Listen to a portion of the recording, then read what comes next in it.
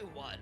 Hello and welcome to Season 2, Episode... Music still playing, my bad. Season 2, Episode 52, the final episode of Season 2. Here we are, at least what's shaping to be the final episode of Season 2. Here we are. After almost 1 year of journeying together, we finally get to this point. But let us say hello to these wonderful heroes that we have here, including, starting with Sam. Please tell us who you are, who you're playing, and what your pronouns are. Hello, it is I, Sam, and of course, Frog, here Frog. Today with you all. Frog. Ribbit. And today, I'm playing Ichipukton Papaqui, also known as La Pacifica Dorita. And I'm excited. Yay. Oh, pronouns are she, her. All right. Well, next up, we have Sidney.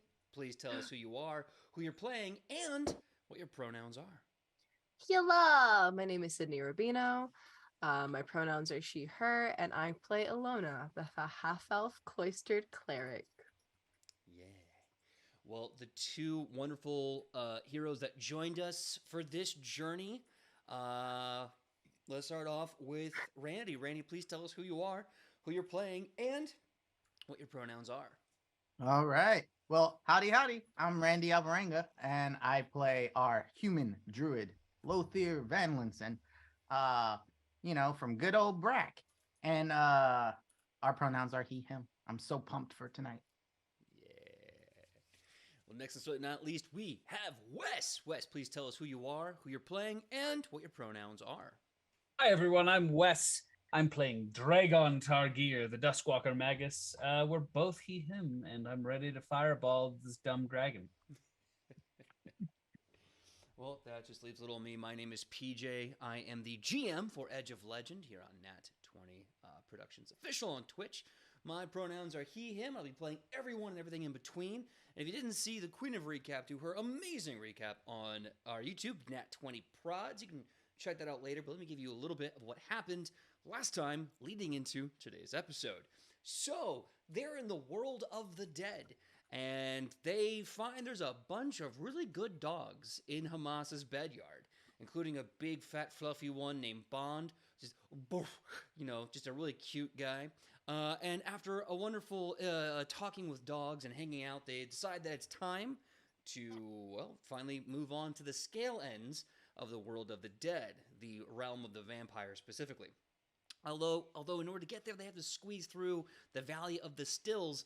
And unfortunately, Alona, they get the attention of a shade who tries to throw her into a deeply eternal depressive bout that would just drain her of all her life. And thankfully, everyone saw this and grabbed her out of that before that became much, much worse. And it's at this point everyone realized, oh yeah, we have these flying magic bats from Shabalba. Why are we walking like foolish fools? So from there, they fly to the Soul Well. And they interact with the puzzle of how do we get the anchor out of the center of a well that will kill us if we go in there, while Cormat's breathing acid breath all over the place. They're able to figure it out after a bit of a ritual and some healing and some difficult situations, and I believe Dragon was put into dying too, until I think Ichi put the magical tape of mending on him. Well, but after they're done with the anchor, Cormat flees the Soul Well and gets ready for the final stage of his plans. Since he is now not only thrice defeated with no anchor for his soul to retreat to, this is his final effort. This is everyone's final step. The god will die, the plan will end, if they can survive. And now we're going to start off, as he said on his way out, I will fight you where this all began. And now we're going to pick up immediately where we left off, at the Soul Well, with the anchor destroyed and Cormat fled to the final stage of his great design. I leave it all in your hands. What do you do? That's right, you better run! Dragon, I would just take a sit. Yeah. Just sit. Yeah. Take a sit for a minute. I think we might all want to rest a bit. Maybe not so close to the Soul Well, but There are rocks somewhere I can lay down on. What about that boulder that you didn't throw but totally wanted to? You're right. Ichi very like pathetically curls up on the boulder. Lothier reaches into his pack and pulls out the book of Mudruid spells. And he goes, wait a sec. And he starts flipping through pages and he stops on one and he goes, I think I might be able to help everyone. We need a place to rest. And I mean, this isn't the safest place, but I think I can try something. And I'm going to spend a focus point to try to cast Mud Home. Alright. Yeah. So Sweet home mud, Bama. you So- feel the brittle and dried ground begin to shake underneath you. Randy, describe this mud home as you build it. Yeah. So, I mean, this is weird undead Earth. Like it's Earth in the undead realm. So, I mean, still probably some kind of Earth. And so he reaches into the ground, begins playing with the mud. And as the ground begins to shake and tremble, you see just mud begin to pile up on his hand and then slide up around his arm. And his outstretched other hand sort of becomes like kind of like a Splatoon a little bit, where it's like just firing mud everywhere. As it does, it begins to create this sort of fairly big structure out here in the middle of this field. Yeah, like we have a nice little soul well in the back, great property values for everyone. But it creates just this big mud home. And inside, like the outside isn't very impressive. It looks like maybe just a hut of mud slapped together. But as soon as he's done, he says, all right, let's see what it looks like on the inside. And he opens the door and inside is just really lavish furniture. And like, it looks beautiful. It's mostly an illusion magic on top of this like home, but you can like touch and feel everything. And like, it's very ornate with like druidic symbols and things all over the place. That's is- really cool. This is so much better than the rock. I mean, you could bring it with you if you want. No, I don't want, but thank you for attempting to accommodate my interests. I prefer this. Yeah. Ichi finds a nice little like. Do you have like a chase lounge or a Oh, couch? there is separate rooms for every single person. A mud You have- mansion, really. I mean, it's not a mansion. It's definitely like a maybe 1-story like flat house, but it's nice enough that you can get it. He goes. Apparently, the druids of the Mud Order would make these huts so that they could have their meetings in a lot of different places and take it along. I think if we want, we might even be able to leave stuff, and like when we rebuild it in another place, maybe we'll be able to find it again. I added that flavor to it, PJ, if that works. I'm not mad at that. You mean we have a home? A Yeah. traveling home? For us. Oh. Is this a reverse Isuo house? Oh my god. Instead of a home that goes to everywhere, this is a home that we bring everywhere. Yeah. I like it. It's made of mud. I love it. Ichi just like pats, like a pillow somewhere and then turns around and looks at Lothier. Is like, thank you. She just gives a big hug. Oh. That's right. Sometimes I forget Ichi's not necessarily used to traveling in such harsh conditions because she used to be a superstar. I mean, is still a superstar. Oops. Dragon just gives Yeah. a look like Lothier also. Ichi didn't catch that. she's She's too busy lavishing. Got it. Nice. Lothier, is there like a lock on the door or anything? 'Cause- Oh, there's an entire alarm system. oh, Apparently. good, because this is not a good neighborhood. Oh, not at all. So, yeah. Apparently, if anything comes around here, it'll set off alarms, allowing us to be safe a little bit and be prepared for people entering the vicinities. That's the best news. And Dragon is literally just gonna face plant into a bed, and As he does, Lothier walks over to Ilona, and he sort of leans in and he points at a page in the book and he goes, "They're gonna be really excited when they find out tomorrow that there's an entire eatery." We will leave that to be a tomorrow discovery. Yeah. Lothier, you're incredible. Oh, well, I didn't make this up. He's holding the book. It's written right here. Let me compliment you, damn it. Right, right. I need to accept that, I guess. neurodivergent people accepting compliments. No, you. Oh shucks, it was nothing. But feel good about yourself. I mean, I was until now. God damn. All right. So we're resting. Resting up. What it is. Please. Please. all right. So fast forward to the morning, unless there's anything specific you want to do in the house. No, good to fast forward. Okay. Well, the morning comes as you try to see what morning is like in the realm of the dead. Unfortunately, it's the same dark, cloudy sky with what little like spears of dawnlight you can see kind of bristling behind them.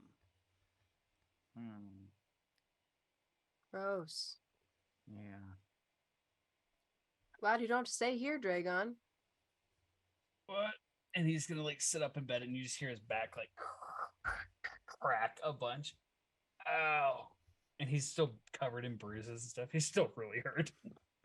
Oh, Can I can help with that. Is anyone else still really hurt? That would be good. That'd be good. Is anyone else still really hurt? no. Because I can do a 30-foot emanation of healing. Dragon's under half HP. Ooh, okay. We will use After a spell rest? for Dragon.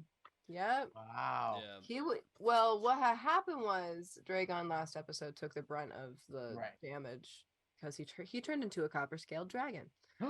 And blocked a big attack and got Yeah. insta crit. Got it. Yep. So I'm gonna use Worth it. a level 6 healing spell on you, Dragon. That would be great. Yeah, we're just gonna go full in. You need to be at full health for this frickin' battle that's coming up. So let me go ahead and roll 60-10. Yep, Say what? 60-10. That's awesome. I know. I'm pretty happy about it too. The thing is, I haven't been using like my full like free health because I don't want us to like heal too much, I guess. But maybe now I should because we're fighting bigger battles and we're dying a heck of a whole lot more. What number was that? I mean, PJ has to throw something at us when we have the crazy damage machine that is Dragon. Oh, and he will. That's Yeah, I was gonna say, I'm like, oh, I know, he's so underpowered right now. Look, he doesn't do anything. okay. That's 40 points of health for you. 40 healing is Yes. fantastic. Good. I'm glad. How much do you need more? I'm down 25 points. All right, I can try a medicine check. What is it, PJ? Medicine, treat wounds. Yes. I believe you have the nature medicine skill, right? Yes, I do. Perfect. So you can use your your nature check instead of medicine for this. Now, my question to you is, do you want to use it as trained, expert, or master? I am a master Okay. at nature. So if you can hit a DC of 30, you're going to heal for a lot. Oh, okay. The Dragon's just like, that's pretty great. Yeah. And you just hear his shoulder popping still, like, Ooh. Let me see that. That doesn't sound good. yeah. And Lothair walks over Feeling much better though. and he's going to like pop one of your bones back into place. As he does, he lays some mud on like your back. And when he does, PJ, that was a 39. I am going just because I'm feeling spicy. I'm gonna upgrade that to a critical, which means you're gonna heal 4d8 plus 30. So I'm full health. Cool. Hell yeah, you are. Heck yeah. Oh, that's wonderful. I am. Look, Lothier, we're gonna bottle this mud up, and we're gonna get enough money to like literally retrofit all of Brack. Like we're going into business. Okay. What? Okay. Just saying. We can start a mud factory. It'd be Yeah. great. I mean, they got the mud. Mhm. They don't got the people. I mean, I've got magic, but I don't got that much magic. I mean, we don't have to make it that good. It just has to be like a little good. You know, if you like cast it in a big area and then we bottle that up, it'll like make them all tingly and it might heal a little bit, but not, doesn't need to do the full thing for us to sell stuff. Don't look at me like that, Alona. You're just talking about capitalism, Dragon, and I don't like it. All I'm saying is that it's a great way to get Brack out of, the place that it's in right now. I mean, if it helps Brack, maybe. Let's look into it. Let's talk about that after we go. Yeah, I mean, we still have a world to save first. I know. But yes, of course. Speaking of, does anyone have any idea where he went? He said something about where it all began, right? Yeah, Dragon's so Grave? that's pretty vague. My guess was Dragon's Grave as well, but where I wonder, can PJ thinking back to the temple and all of the little images we saw on the walls, the beginning of all of those, was it like Dragon's Grave, or was it like is it a similar-ish place, or are they all like sort of very different? Just for clarification, you mean the Tome of Amal, where Yes. he finished the... Okay. Yeah, for lack of a better word, pictographs had different locations for each. I mean, you had like the first king of Acadia doing a thing. You had Right. Nineveh ascending. They were all different.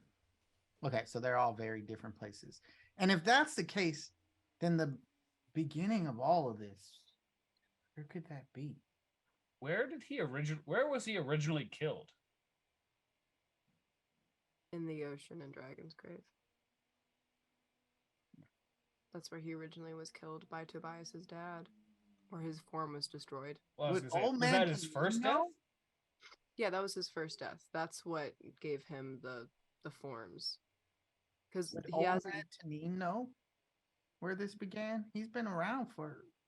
I mean, his name is Old Man. It's true. We could ask. My question truly lies, because there could be multiple answers to this. Does he mean truly began with us? With this group of people? Because that would be Cobbledale. Or does he mean the beginning of his journey trying to stop the world and, all that stuff?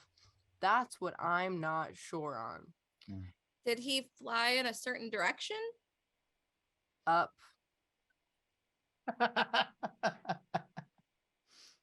So we know Yeah, it's that not doesn't down help. here. Yeah, not here. Ichi looks around. He's not here. That's one place Yeah, crossed off the list. Mm-hmm. Can we Can I make send an a insight message roll? to somebody? Can I make an insight roll? And if the insight roll doesn't give, wait, it's not an insight roll. What the hell am I thinking? If you want to make like a check to kind of figure out what he might be talking about, like Yeah. where you might be going, yeah, you can do a religion check. Sweet. Yes. Society Yes. for history. I will do. Does anyone want to do? Yeah, I'll do one. Okay. I'll do.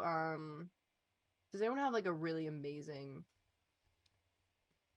Wait, is there a history check? There's no history. So is there? I am. History, but I think you can do society to recall knowledge about like Okay. the golden timeline. Yeah. I can try a society check. I'm Okay. not great at it.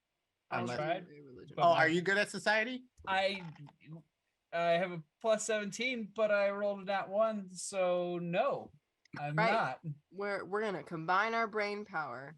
He's pretty much just like, yeah, Dragon's Grave's all I got, because it makes sense. Because once we kill him, it'll be a grave of a dragon. I got a 28 on society. It's not great.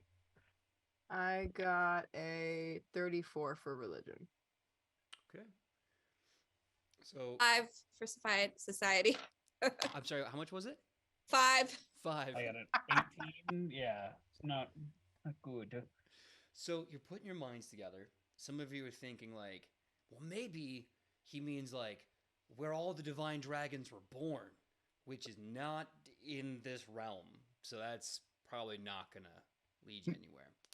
But then you start kind of remembering some of the history. Like Kormat was on the side against mortal kind when the Great Dragon War happened 5,000 years ago. He made a deal with Thane Animus to have the anchor put in place, knowing that the mortals were building a weapon to kill him. And when he died, that was what proved to him that he could not trust mortals with, beyond their hubris. And so the place he died was where Dragon's Grave settled. Hmm. Okay. All right. Dragon's Grave. Yeah. I bet you Okay. from this it would be Ilona and Chionabis who would probably be able to come up with that, putting that together. That makes Yes. sense, yeah. I concur. Definitely see that. Okay, so back to Dragon's Grave. All right. Who's ready to go? So we came down here with that feather. Does it take us back? Dragon kind of looks a little sheepish. I didn't think to ask. Well, what exactly did you do to get down here? Maybe we can recreate those steps. Did you just hold it? Well, I said that he's like gonna pull out the feather again. So like, well, I was like, all right, Kel, I'm ready. And then we were here. But I put Kel Right. to rest. Why can't all transportation be that easy? Oh. That's But a if valid Kale point. was able to do it, then maybe even if you don't know, maybe your commander might be able to help you learn that ability, because it sounds like it's something that Kale did to bring you Yeah, here. I mean, right? realistically, I feel like I should probably be able to like go back and forth at will now, right? And So close your eyes and think really hard. And okay. click your heels 3 times. That's literally about to say. He's like, all right, maybe like hold my hands or something. Just I don't want you guys to be left here. I'll give you like a shoulder massage while you do it so you can focus in really all right. good. Yeah, that's great. Ooh, that's nice actually. And he's like just thinking really hard that his like he's got like veins popping out of his forehead of thinking of Dragon's Grave. He's thinking of the oh my god, my brain thought the donut shop. Bun Oh, Boys. Fun boys? Yeah, he's Bun thinking of the Boys! Bun Boys and Dragon's. He starts thinking about Dragon's Grave, and then he immediately drifts to, oh, there's a Bun Boys there. Okay. So as you start having a good old fashioned ADHD mess around, like I need to go to this one place. Hey, they have that one restaurant I haven't been to in forever. God, I would kill for a donut. I As you want to see start- my friend Dragon. Like all this sort of stuff. Yeah, everything starts popping through. As you start thinking about that, everyone you note, suddenly around Dragon, this massive shadowy figure extends itself like a cloak, almost like a living black shadow, and extends itself out and surrounds all of you and blots out this horrible sight near the soul well. And then finally you can almost kind of hear like this like flapping of wings, like leathery bat wings, or a dramatic cape flare, whatever. And then as it opens and unleashes, you can smell smells for the first time. It's just now that you realize the kind of vacuum to the senses that the world of the dead was. the sounds aren't so muted. You can smell things. You can smell the air. You can taste your own breath in your mouth. You can see colors beyond the drab gray. You can also see that you're standing outside the Bun Boys in Dragon's Grave. But Dragon's still very much like concentrating. He's not breathing. You can see his face is going red. I tap him. Ah, Hey, She hey, shakes a little bit too. sorry, guys, it didn't work. Oh, No, it works. you did it! It Oh. works. You did it! hey, Bun Boys. And Dragon's just gonna like walk in. That is amazing. Wow, Follow this smells duly. really good. Yeah. Do they? They don't. There's a thing where they don't sell coffee now either, right? Wasn't that a thing here too? Oh, right. That's not- Yeah. They're NCC. They are non-caffeine compliant. Hey, Dragon, I know that basically only worked because you have a strange teleportation spell right now, but do you think if you thought really hard, you could bring coffee back for Ichi? It's okay. I'll be fine. He's gonna be like, and then he's gonna reach into the bag of holding and grab some of the coffee that we stored. like Alona, come here. Just Yeah. reaching in, pulling it. Ah, coffee. Whoa! I mean, you did it. we don't have coffee. What? Yeah.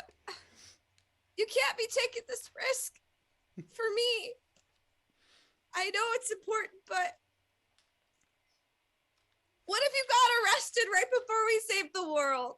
And he's just gonna whisper, "Bun Boys, we have the beans." And he's gonna hand my the bag God. to her. All right. Thank you.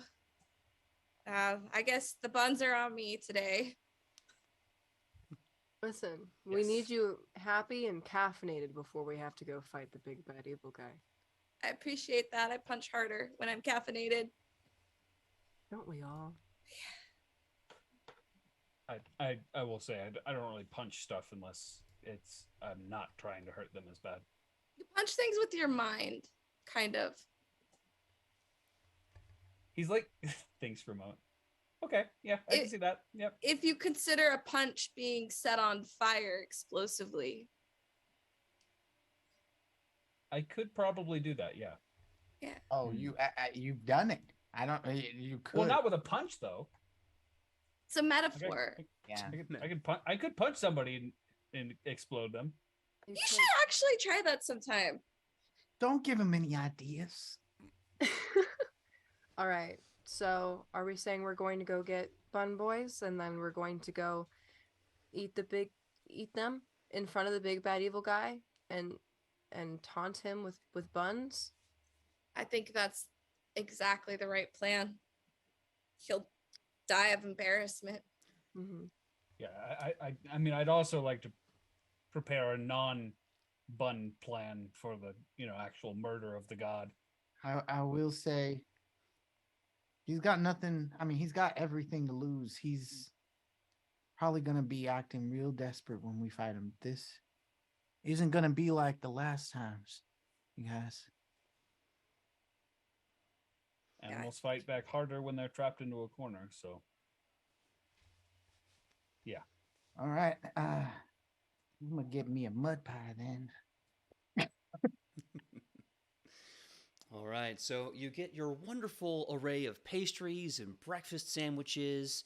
The staff there, knowing full well who you are, brews the coffee on the down low in the back and then brings you your hot tea around the front.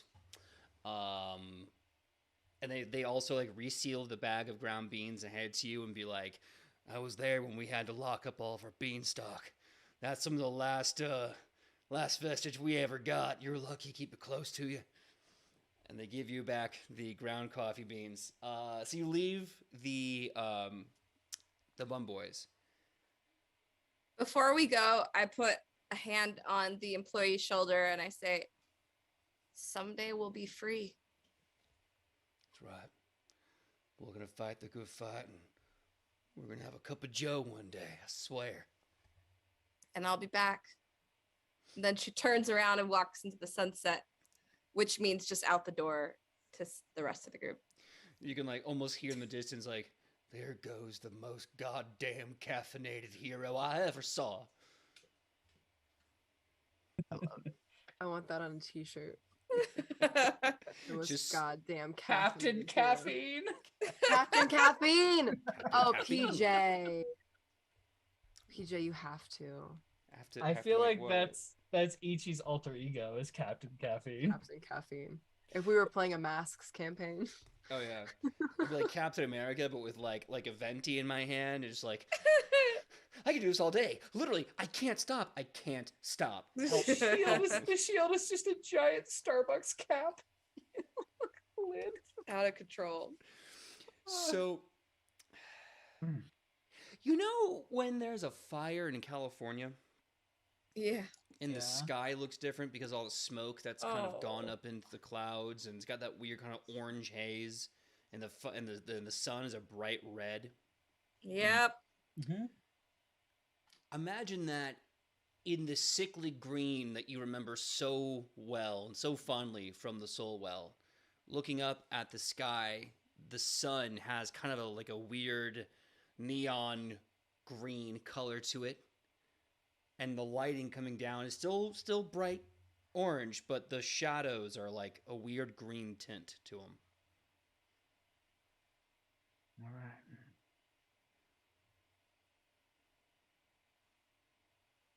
How do we want to do this? We want to do it where we live at the end. I mean- Realistically. Yes, Dragon. I meant, do we want to try to strategize or just go in there, guns blazing? I know that's your style, Dragon. Oh, I 100% want to plan. Like, no. I plan first. We're fighting a All right, god. So what do we do?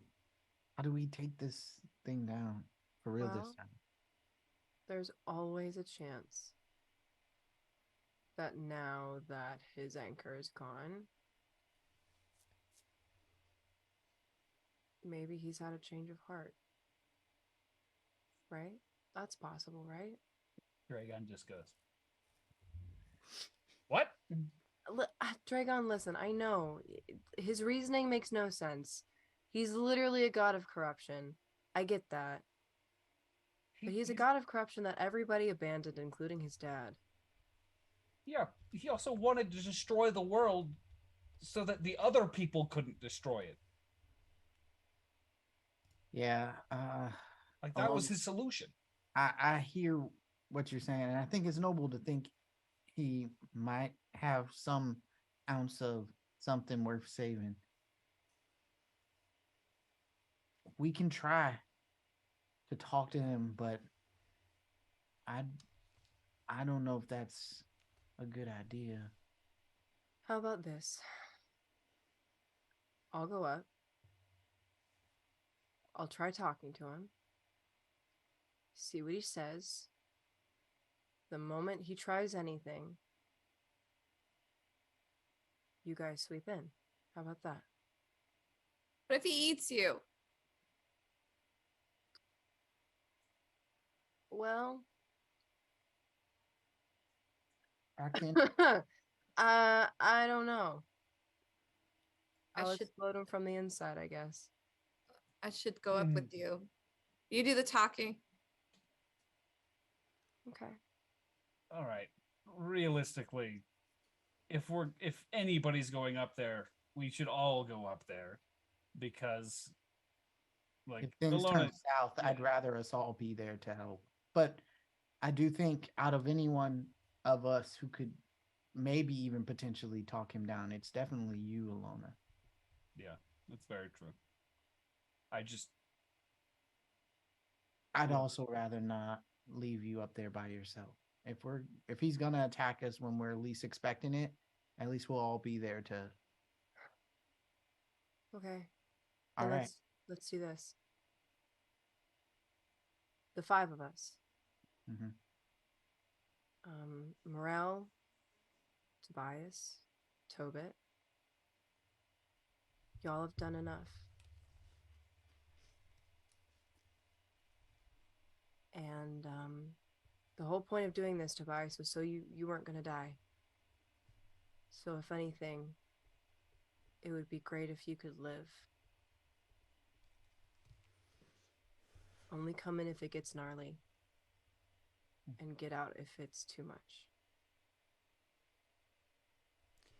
Give me a diplomacy check.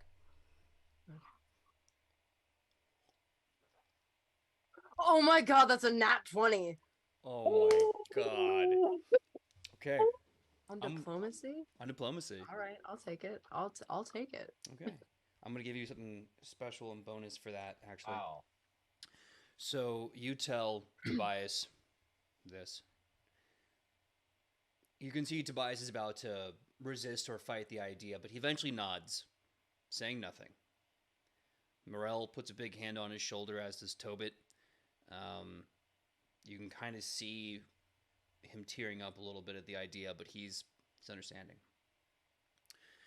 It's at this point in time that Tobias kind of looks over your all's shoulder.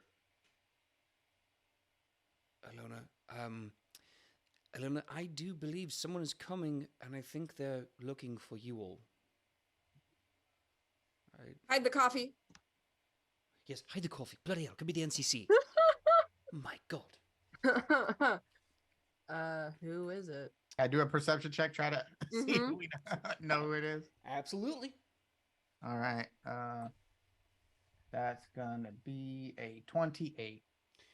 Okay, so you see a woman wearing chainmail armor, plate mail, really well-maintained uniform underneath. Lots of grease and kind of like smears for some strange reason. Black woman with her hair up in a bun with a sword and a shield. I Is that how I think it is? Is it- don't think it's who you're thinking Oh. of. Ah! So sorry. Not Hey. the hot lady. Yelani Ibinrin. Yes. Not Ielanu. Manu. No. Not Yeah. Ielanu. Is it the woman from the Halloween things? No. Let me just walk you through the 'Cause rest she's of this. also black Okay. She and is? wears armor. She is. No, Yeah. this Is she hot, PJ? They're always hot. Look, that's your opinion. I don't know, man. You can think they're hot. PJ, you always make the NPCs hot. You're painting a word picture here. I'm trying to give you a mental image of this woman so you know who I'm talking about. Okay. Continue, PJ. Sorry. If you think she's hot, then yo, be thirsty. I don't care. Look, the point is, she shows up, sword, shield in her back, covered in grease smears and oil. You can see she has these big black leather gauntlets that have been worn, seen a ton of use. She announces herself as Tabitha Graves, the leader of the Graves Company and the town guard of Dragon's Grave. She is flanked behind her on two sides by a tall elven woman wearing a brown and gold robe and the palest, kind of angriest dwarf you've ever seen. And they have this like huge box that they're carrying. And Tabitha Graves announces herself, and she says, howdy, these two people came looking for someone about a weapon. The Graves Company decided that we were going to make sure that they were protected until we could deliver the weapon to you all. You did say it was them, right? Yeah. So, yeah, the weapon is done and presented, and with that, I have business to attend to. Thank you so much for your time. I'll hold the box for someone else to open. Thank you. All right. Is it what we think it is? Dragon, I think you should open it and find out. All right. And he's gonna like pry the box open and just little apprehensive. Okay. Open the box. What do I see, PJ? You see a glorious and shining copper gauntlet with very unusual gemstones of green put all over the handle. Or the handle, the hand. Dragon just starts laughing. It's our bud's arm. Yes! It's Arbad's arm. As you say that, I look around the edge of the box. I'm like, need a hand? Don't mind if I do. How embarrassing is it going to be when we kill this god with his buddy's arm? I think it's just if I could think of one thing better than taunting him with buns, it would be this. Yeah. How does it look like it's used, PJ? Can I try to discern that from like looking at it? Absolutely. Yeah, you can give me a perception check to try and kind of look at it and figure it out. Too. Ooh, that was a Ooh. 23, PJ. My perception is 20. 32.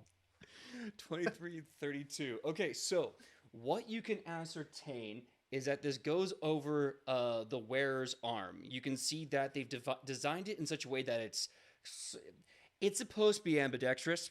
I know it's not how you make a glove. Let's just pretend together. And it definitely adjusts. You can see there's like little interesting like scales in between the scales that can slide out and collapse in. So it's designed to adjust to your arm, no matter who's holding it or who's wearing it. Yeah, and everything else just seems to be centered on gems in the hand. Yeah. Reef Psyche makes a very valid point in the chat that I know Randy just saw. If we're gonna start with diplomacy, we should probably not put the arm on first. I also had that. Could just wear a long cloak. Like, hey, you know your dead best friend? Yeah, we're wearing his arm. Yeah, you know the last Yeah. person who ever believed in you? Yeah, we're gonna beat your ass with his limb. Have fun. Yeah. All right. Did we figure out like what it does? Yeah. Or do we need to put it on in I- order to find out? I am actually trying to write all of this in the group chat, in the Facebook group chat. So if you see it looks like I'm about to write something, it's this, and I'll say it out loud once it's all over. Okay. Okay. So there is right. This is a big magical weapon, y'all. You wanted a magical weapon based off of a significant enemy NPC. You're getting it. Sweet. Plus, I think the roll is pretty dummy thick, so we're just gonna roll with that. I'm terrified, you guys. This is a lot of.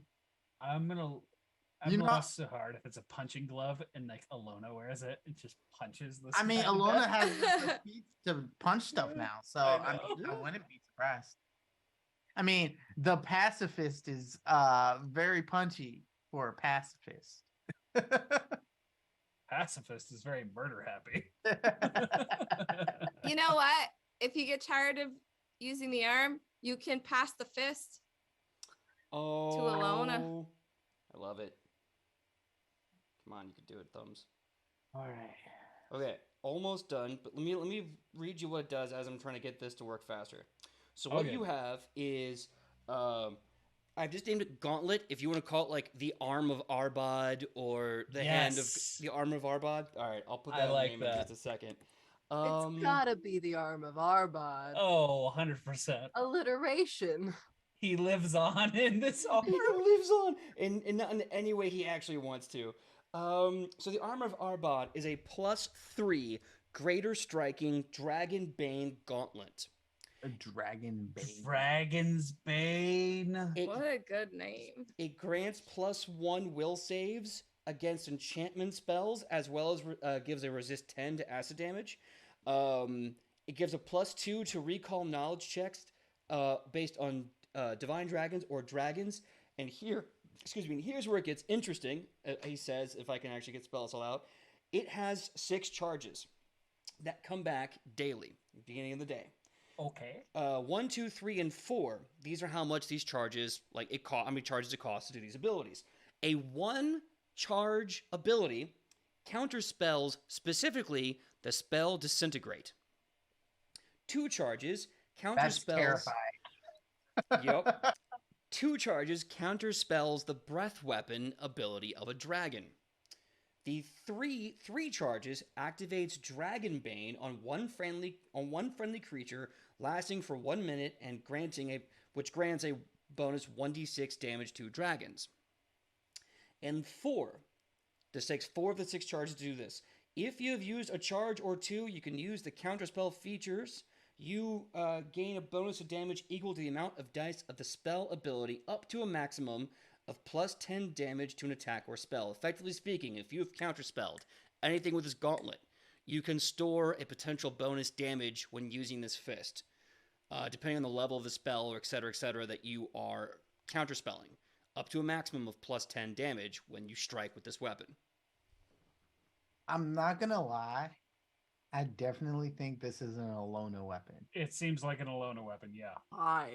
Why do you think this is a me weapon? Because Yeah. first, it helps you understand and like know the knowledge of dragons. Someone should be able to do that. 2, it allows you to do better at will. I mean, like, this is out of character. It allows you to do better at will saves, and we want you to stay alive. My will saves are not the problem. It's my reflex saves that are bad. I'm just My saying, will you got to saves stay are alive. plus We got to keep you 23. alive. but it allows you to stop like attacks, which is a very like Alona thing to do. And you punch stuff anyway. That's You're the only one that punches stuff. Okay. All right. I'll take it. I will take it. I'm not gonna lie. Hearing all those numbers, my brain did disassociations, but we're gonna figure it out. Mm-hmm. We'll figure it out together. Mm-hmm. By the way, the damage I've listed is only the bare minimum damage of an unarmed strike. So if your unarmed strike is higher because of feats or other class-like abilities, we factor those in. Okay. It's definitely you.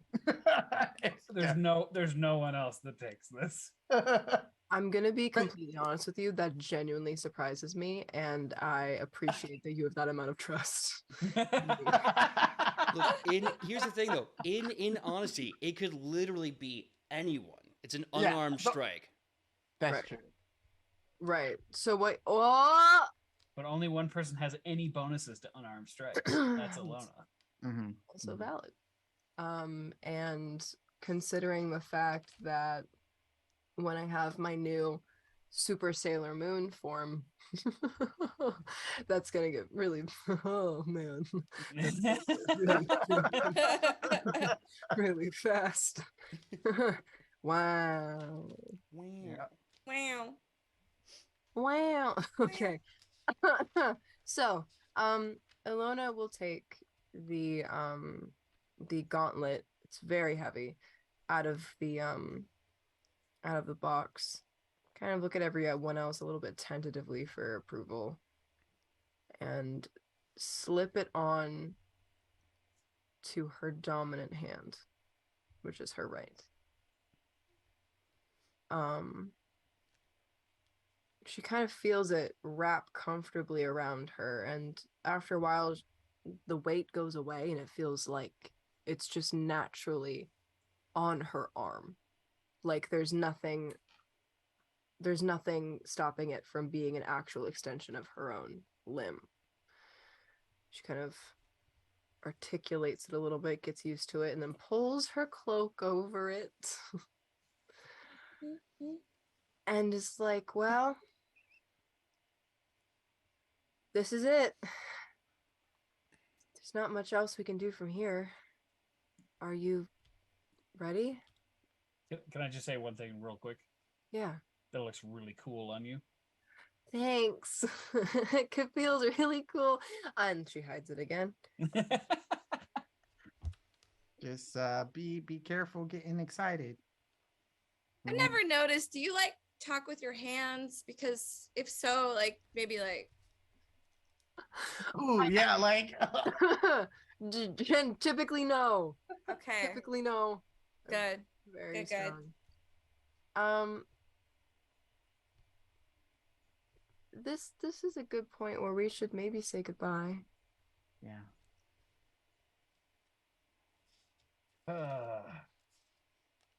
Okay. I want to look at Morel and say, I'm glad you're going to keep these guys safe. And he points at the other two, and he says, I'm glad I met you. I know in the beginning I was a bit apprehensive about knowing you, but you've taught me a lot. And hopefully we'll be seeing each other again soon. So nothing else, but I'm glad I can call you brother. And he puts out his hand in that, like, the same way he saw them do in Acadia for real.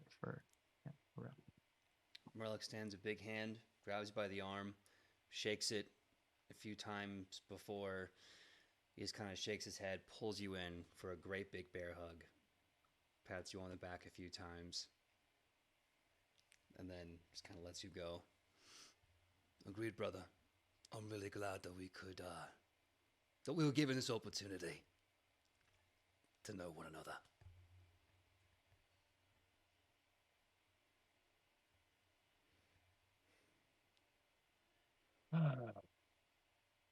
All right.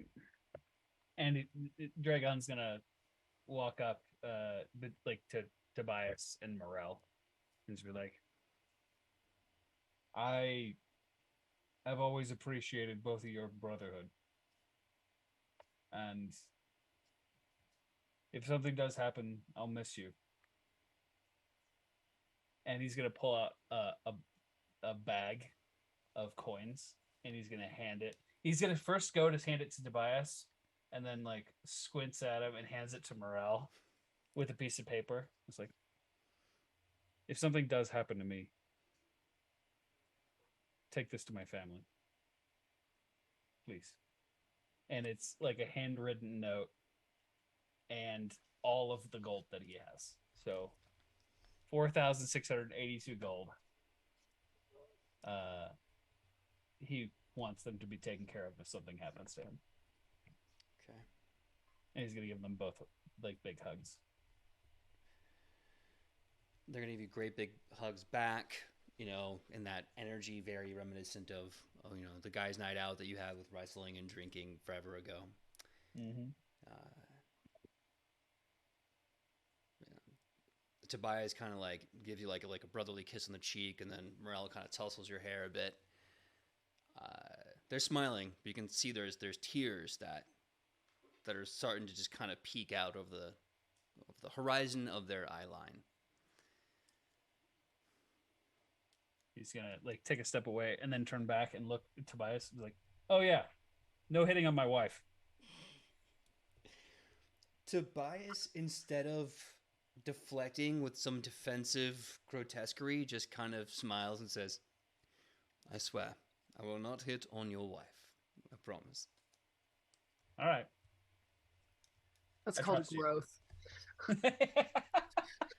Look at the growth. Season 1 Tobias, end of Season 2 Tobias. Two different Tobias.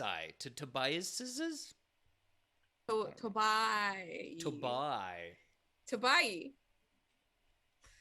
I think that hearing that moves Ichi.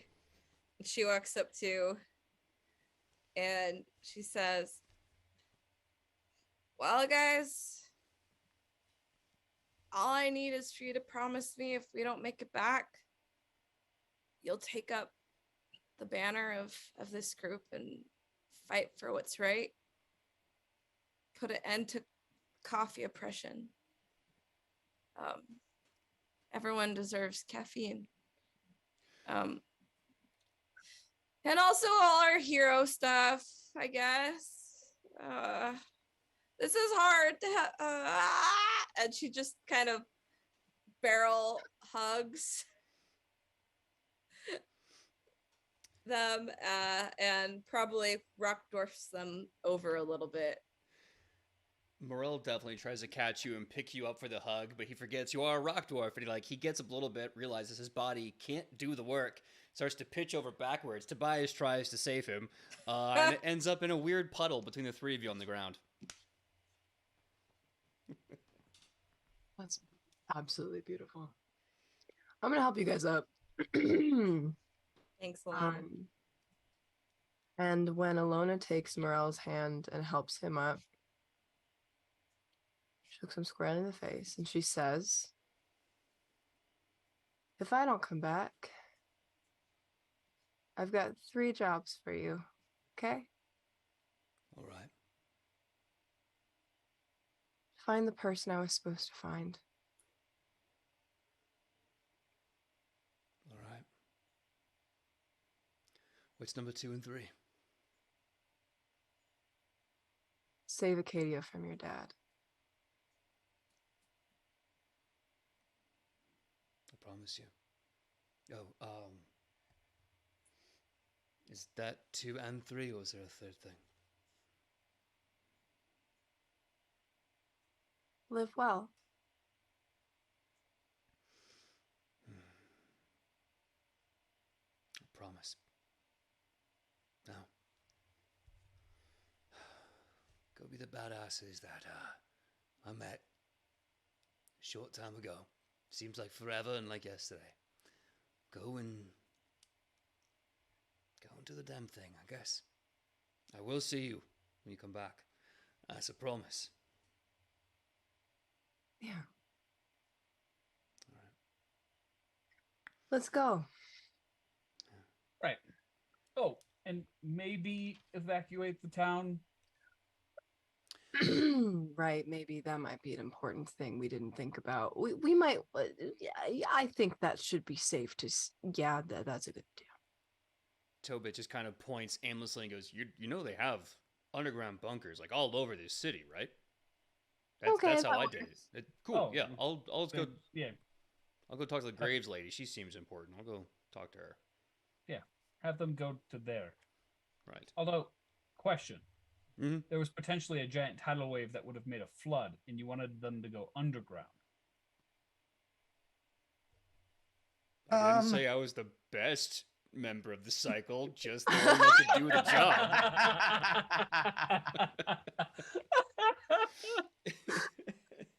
Never mind. Yep, it's fine. It's fine. Smart holy champion. I don't know her. Who's she?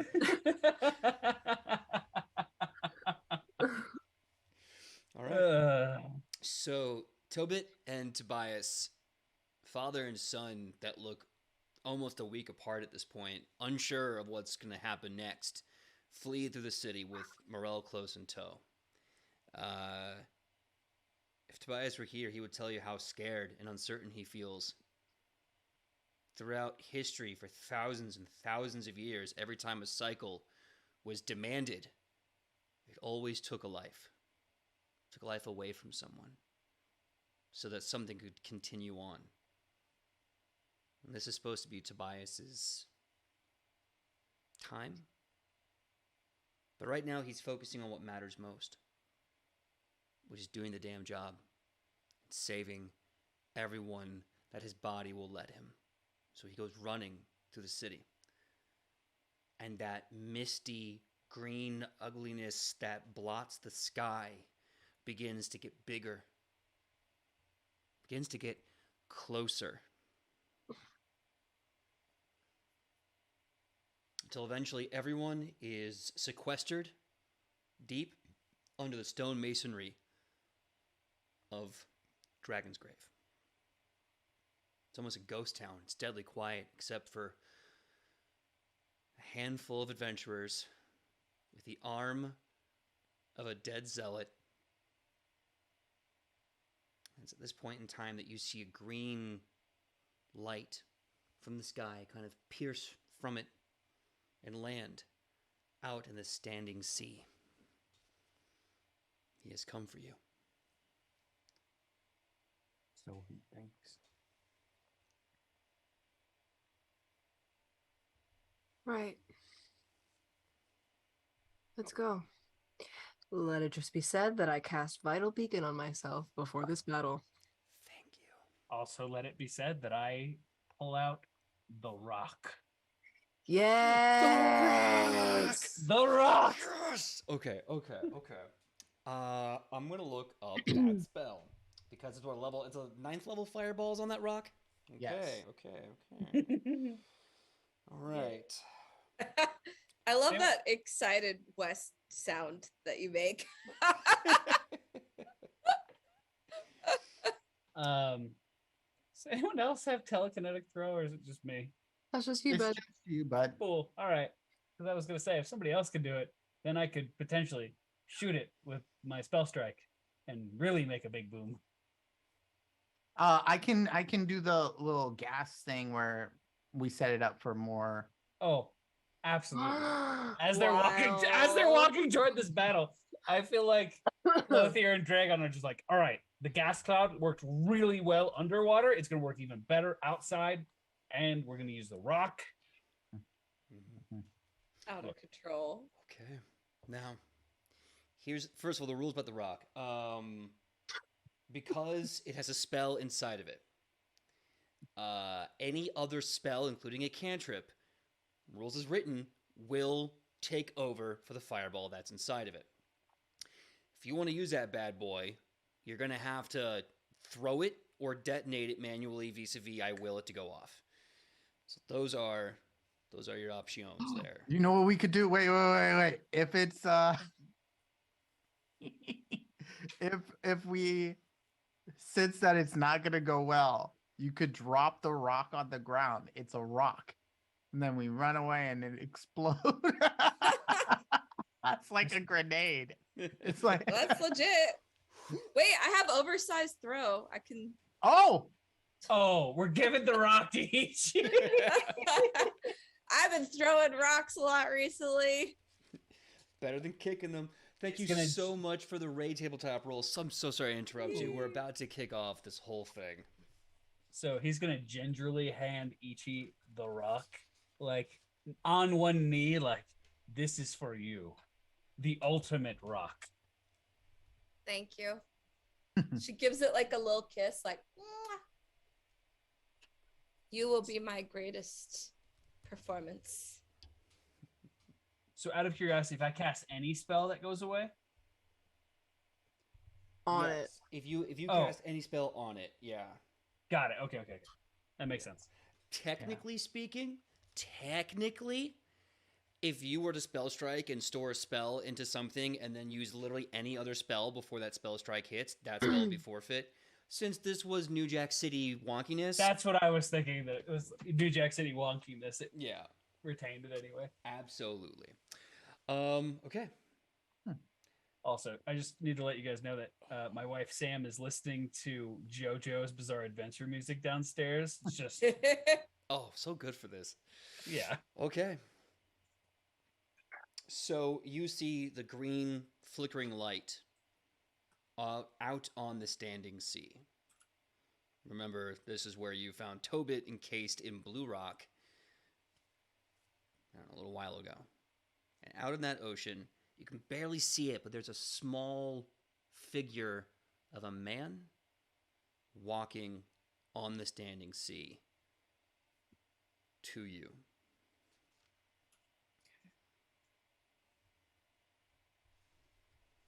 we approach. Okay. Carefully. As you step out on the standing sea, the water almost reacts like cement under your feet, and you're able to walk out on the sea to greet him. And there you see Kormat in his humanoid form. Green scales all over a body, the armor and the helmet long gone, but he's standing before you with this sickly dark emerald visage, yellow eyes. Hello. It's a pleasure to see you again.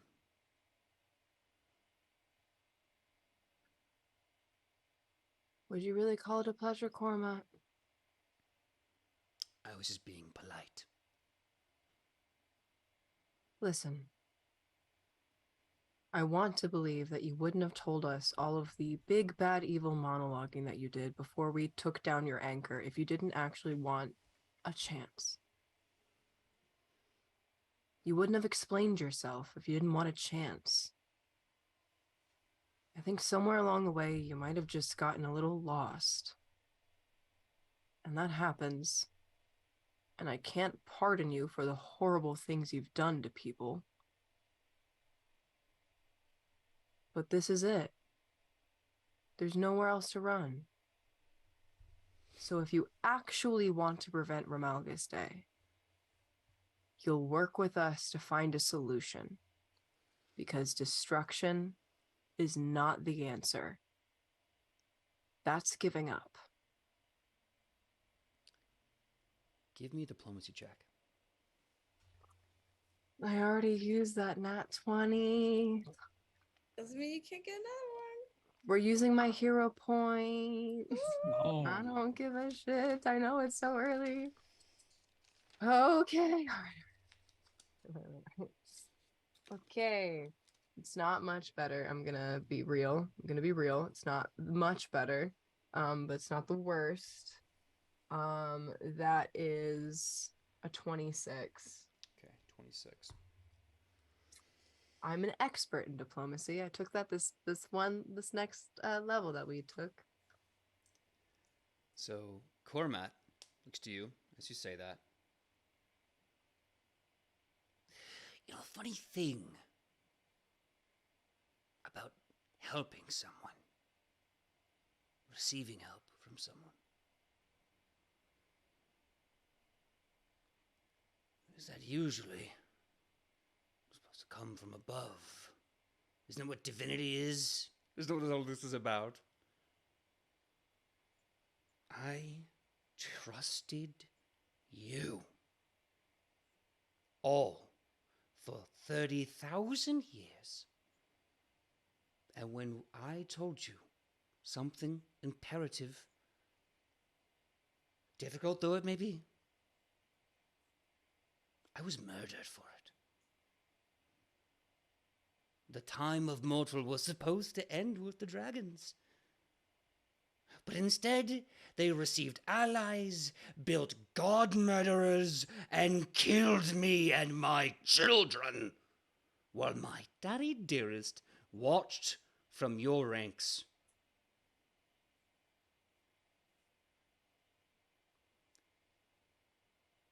What am I supposed to do? Trust you? I have been dead longer than most of you have had empires. I have seen your worst and your best.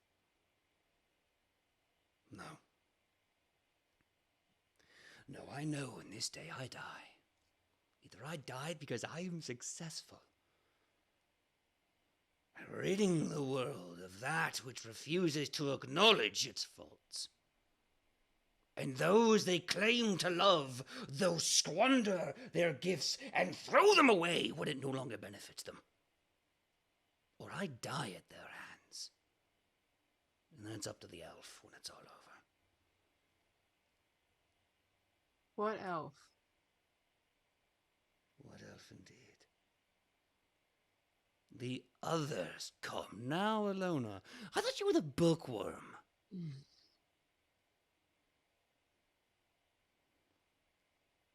Or am I lying again? Who knows? Can I do an insight check? Give me a perception check. Yep. All right. Yeah, I forget that. PJ, Yizzer. that's a nat 20. Oh, I'm happy. The total. The total. I forgot my perception was stupid. That's a 40. When he said that it's up to the elf, he meant it. Somewhere in this world, one of the others that's probably watching this very moment is an elf.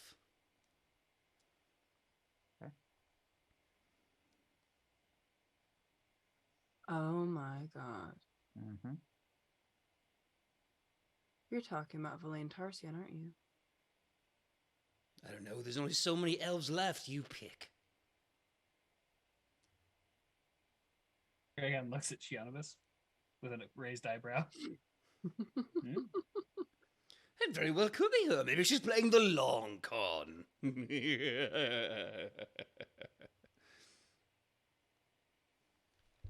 Do you want to die? Done it once before. It gets easier after the second time. There's no coming back this time. Yeah. Oh, I'm quite aware. So why risk it? Why live? Why not live? Why die? We could ask these questions in circles again and again and again.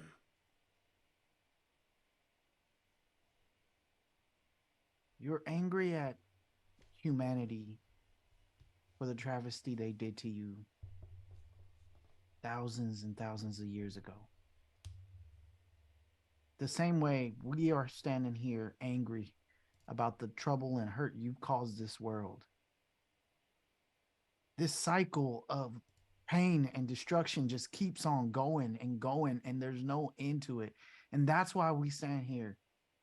Because this one chance that maybe, just maybe, what we're saying might reach out to you, and you'll realize that humanity has the capacity for change. It doesn't have to be this way. The real question is, do you have the capacity to change? Now, that is a very interesting question. Gods are known in their limited capacity for divinity. You have your domains, your place in the cosmic balance. And that's where you are. Does anyone know all my domains? No? No, of course not. Who wants to study the asshole? Corruption, lies, poison, venom, manipulation. And we don't give our gifts because we like you. We give our gifts because you already exonerate our domains. That's how dragon gods work. I am built by my very divine nature to give back to those who are already terrible.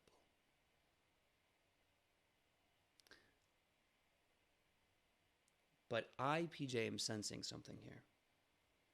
So I want to offer you all a chance. There's a conflict. But one that maybe we can change the very narrative of the scrivener who's in the pocket dimension writing the book right now. Because right now that book says the Cormot turns into his god form, becomes a gargantuan snake, and proceeds to wage war with you.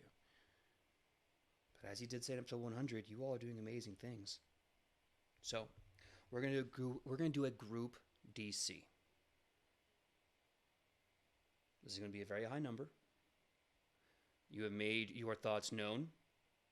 So what I'm going to say is I'm going to let you choose the skill check.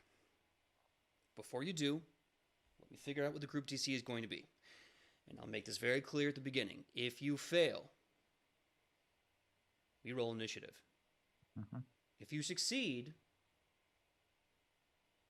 you change the story forever. Do you accept these terms? Okay.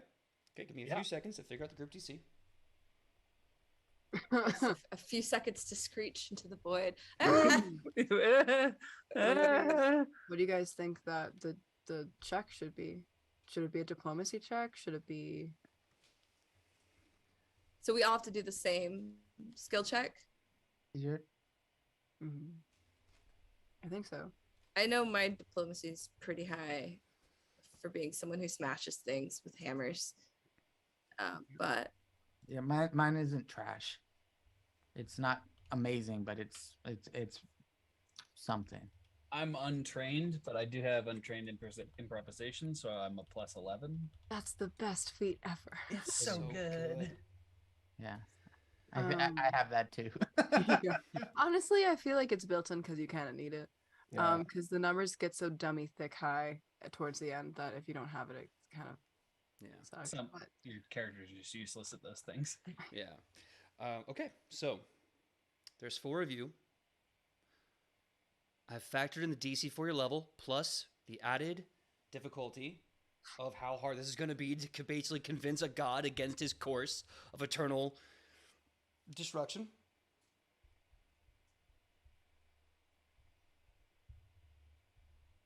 Can't be right. 1 second.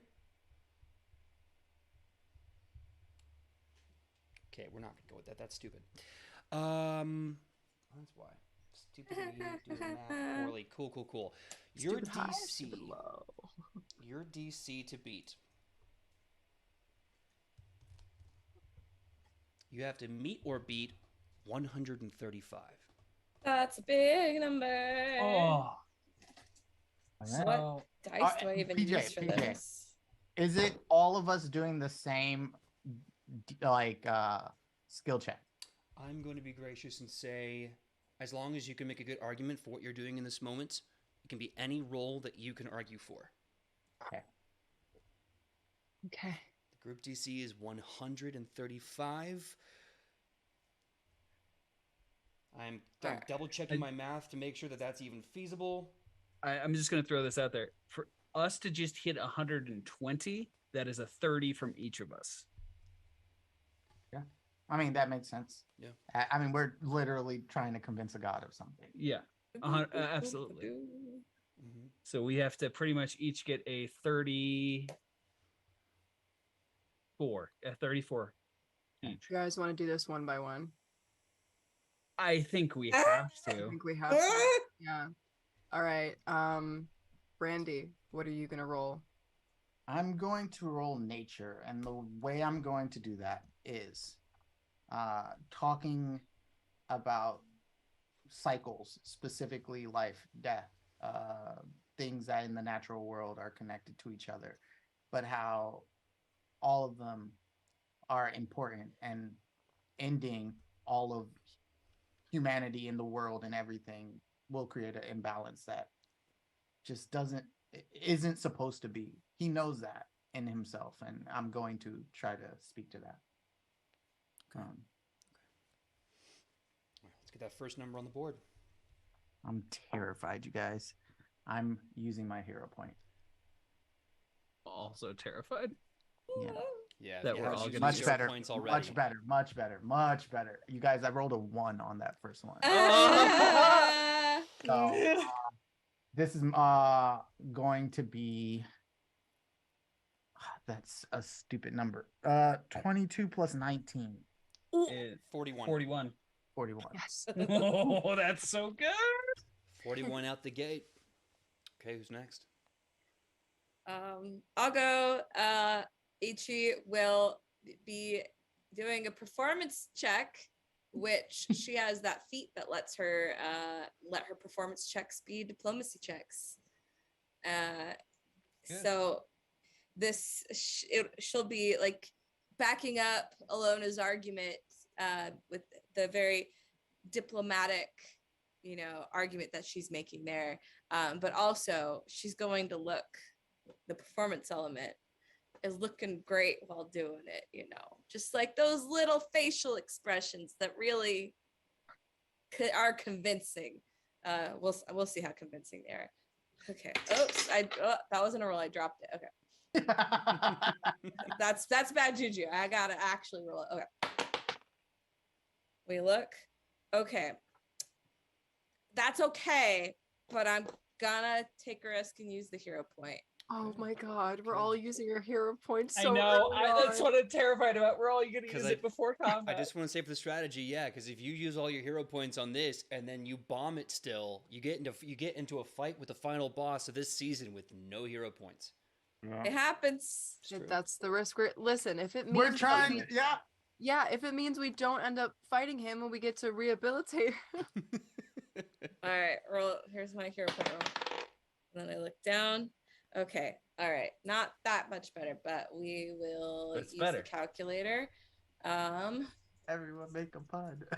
Well, it isn't. It's a 31, so it's not a 34, but it's a That's- 31. But Randy's was 41, so that's So fine. we're on par. We're on par. We're on We're on track. par for the course. Okay. So we have talking about cycles and nature and how important cycles are and how we have to respect them and not let them get to like one way or the other, the balance of those cycles. We have the amazing performance, the speech from E.G. describing more reasons for peace and diplomacy. What was your speech? I basically take what Alona said and reinforce it with like flair. That's like the performance aspect of it. Piggybacking off of that. Yeah. Okay. So yeah, who wants to go next? I'll go. Okay. Okay. Now, you don't have any hero points, if I recall correctly. I have no hero point. Okay. I have no hero point, which is why I'm nervous. Because if this flops, then... Okay, You got this. thanks. Bless me, dice! Come on! Come on. Be talking Oh, to I your need to say god. what you're right. I'm After- rolling with. Yes, with the prayer hands.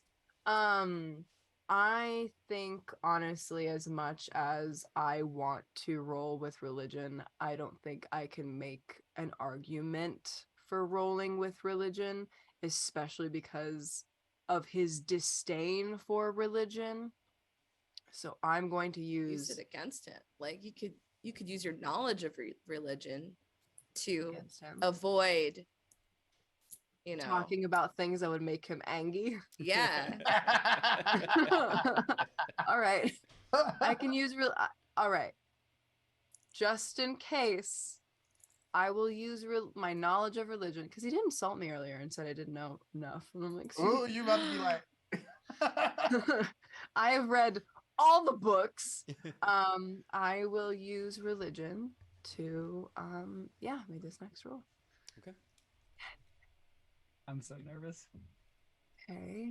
It's not the worst, and I rolled my highest stat. So that is dummy thick. So that's a 35. 35. Okay. 35. Look Look. at that. Why? So it'll come down to me. Now, I don't know. Because you waited to be last. I know. You did, and I'm gonna put more pressure on you like an a-hole. Oh no. He's gonna tell us the number. Right now, there's a very good chance. There's a very good lead. And I Heart hate is to do this to you, pounding. Wes, but this means if you don't roll with a certain number, right? Okay.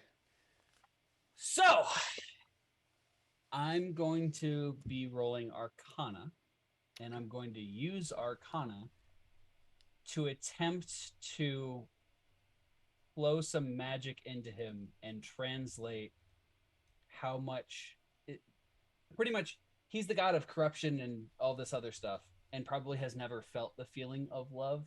So I'm trying to use the magic to flow some of my love for not only this group, but also Dragon's wife and child, just to try and make him feel that little bit of what it is to be human. Okay.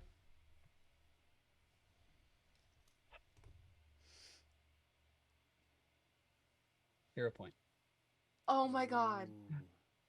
It's terrifying.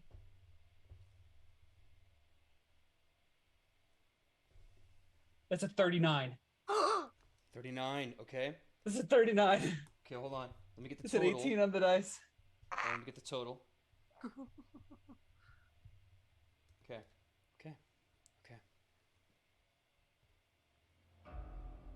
The DC was 135 as I spoke to you before we started doing this. The terms that we agreed upon was that if you failed, which could be done by even just the smallest integer, 134, etc., he would turn to his god form, and you would fight to the bitter, bloody end on the standing seas, where feet tread on water like stone. I have all 4 numbers in. The total that you have rolled is a critical success of 146. Oh my god! You critically changed the narrative of the world. My God. Somewhere you're seeing the writer with his quill stop. His hand can't budge. The quill tip breaks. He gets a new pen out, dips it in a new ink, looks to you through the pocket of time and space and waits for what you do next. As you see Koromot cry, he takes 2 steps back, and you see his body bulging, his neck start to grow like he's about to change into a massive serpent, and he just can't convince himself. His tears roll across his emerald green scaled cheek.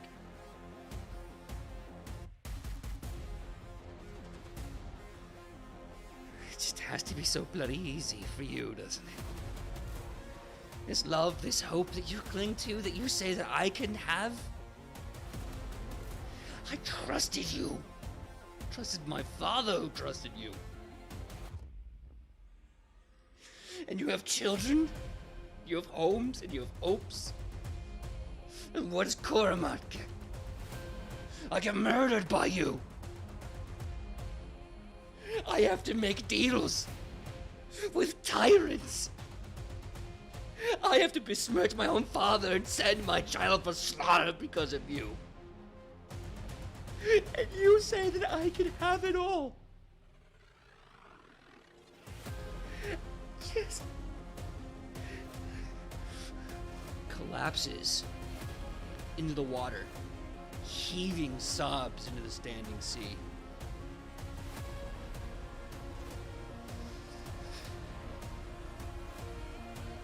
He's coming for you anyway. Romalga's day is coming, and I thought I could at least do one thing for me and you. Kill you before he does, so you could have a better fate than what he has in mind. And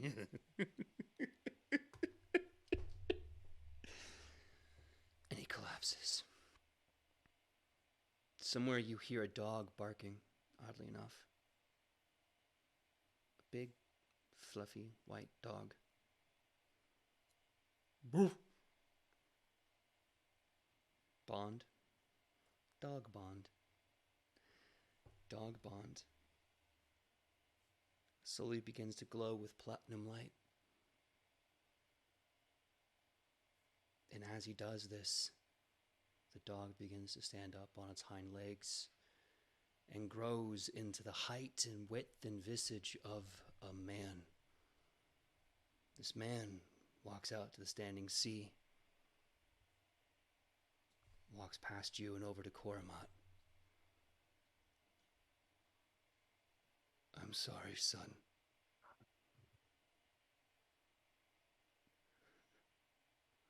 It was you that I failed most of all. Not my wife. Not my people. Of course I failed each and every one of them, but I could never look past your nature and love you like you deserved.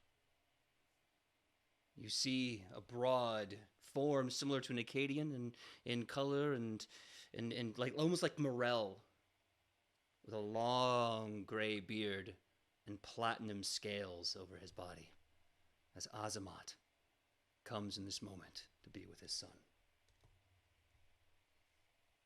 But Tobias took weeks to get better when he met his dad. This is but one moment. What do you do?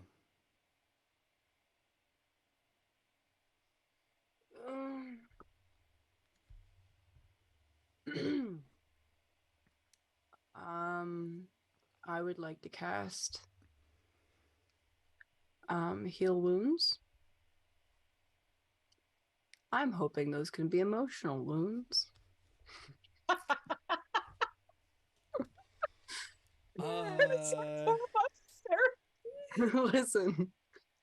Listen. I want to cast good vibes. Can I cast healing and growth on the god of corruption, please? Can I cast therapy? Sure.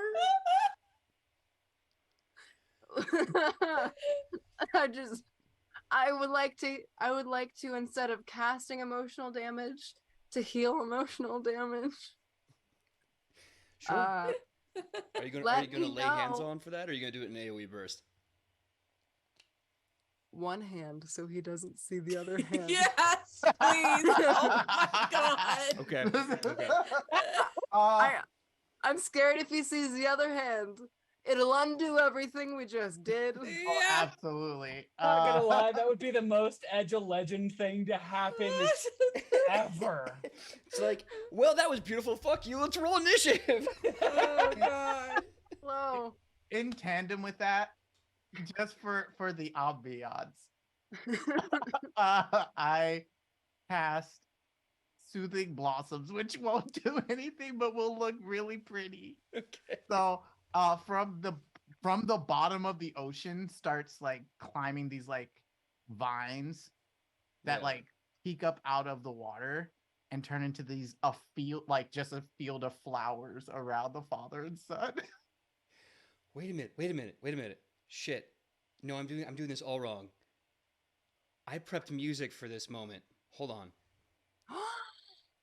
Wait, really? What? Yes, hold on. Oh, Ladies and gentlemen, How did you know we were gonna what? in a sense, hold on. Always prepared. Ladies and gentlemen, and theys and thems, the legends of the chat and the legends here in the game. As I do whenever a battle is won, please tell me the tale.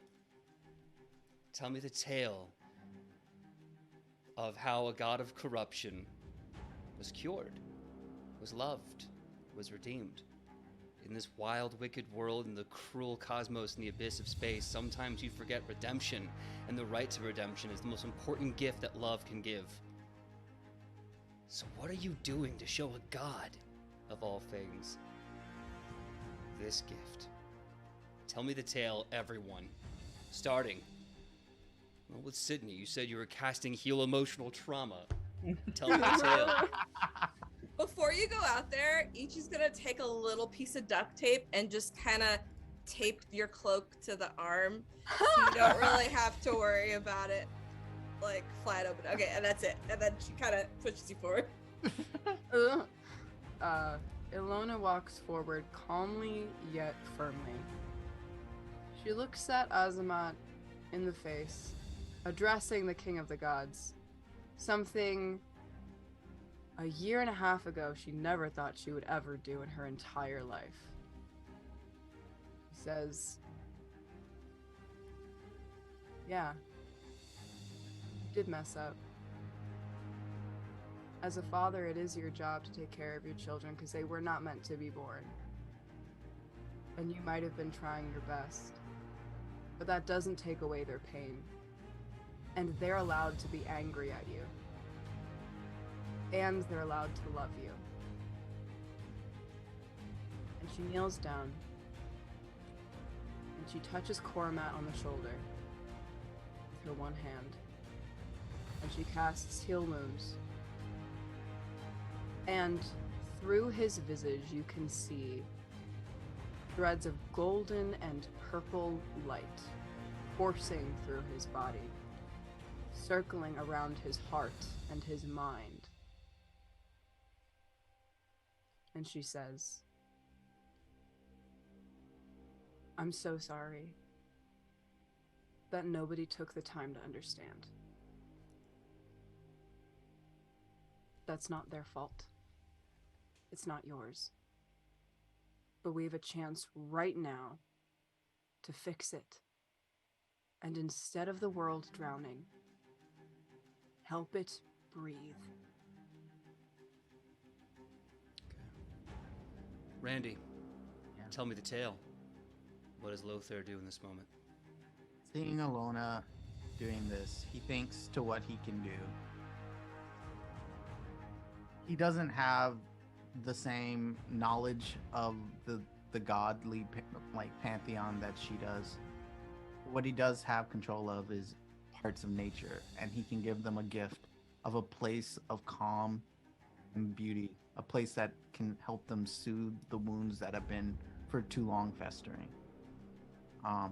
He steps up and places a hand on the solid sort of piece of water that they are standing on and calls forth all of these flowering plants from the bottom of the ocean, creating just like a giant column of growth and life, and creating this area of just soothing calm around the father and son. This is the only gift that I have to give.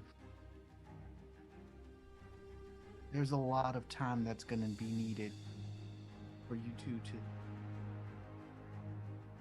talk about all this stuff that's been going on. But what I can give is a brief moment for you to share together in peace. He takes a step back, giving the space they need. Flowers begin to grow, almost like two arms hugging them, as it becomes flora and fauna. Like, Sam, tell me the tale, how Ichi helps this day too. Ichi walks over tentatively, initially carrying her weapon, and then she gets a few feet away and just drops it on the ground, sits across from them, crisscross applesauce, and she taps into that spirit energy that she has when she rages. Her eyes light up with spirit energy, and there's this slight glow around her, and she says, not everything we plan for ourselves in this world turn out the way we expect them to. And I think as she says these things, and the image of her uncle appears behind her, not everyone who we think should be here for us is here for us in the way we expect them to be. Who you are isn't defined by what happens to you, but what you do with your circumstances. And I think as she talks, more and more of her ancestor spirits start appearing behind her, her abuela, past ancestors, older and older, fading into a glow in the background. She says, not everything's in your control. And that's hard. That's hard to accept sometimes, especially when you feel powerful and you feel strong and you feel like it should be. It should be in your control and you want to change it.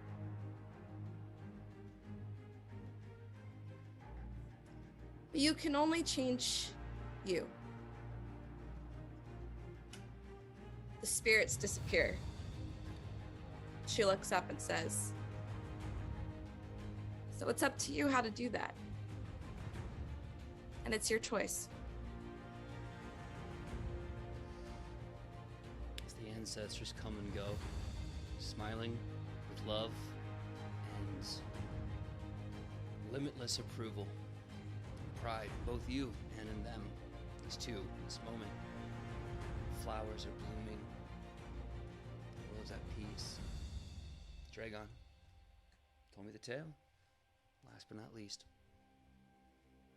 So, Dragon, at the moment, his eyes closed and fists clenched. And he walks over and gently places both hands on either side of Cormat's head. And he's going to pump every last ounce of Arcana energy into him to show Cormat his life. And he's going to kneel down, and as he's doing this, say, I know not of everything you've been through, but I do understand. And he's going to show him the anger and frustration of growing up in a family that was disgraced and having to fight every day of his life. The frustration of feeling of no control, the hatred, the violence, everything that he did to lash out. I know the pain. I know you want to fight and destroy the things that are hurting you. And then he shows just a little bit of hope, the image of his wife and child. And then he also shows the guilt and pain and of the suffering that he caused them.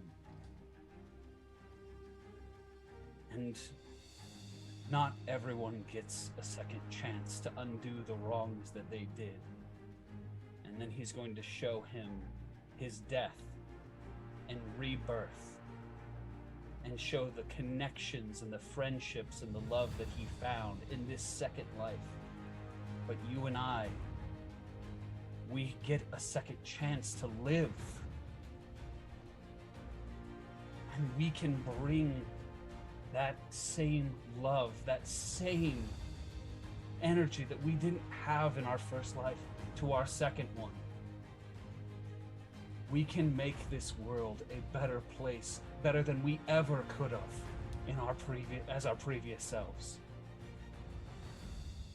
And he's gonna look around to his friends and with the last bit of energy, like touch his head onto Coromant's. You've lived long enough as a god of corruption.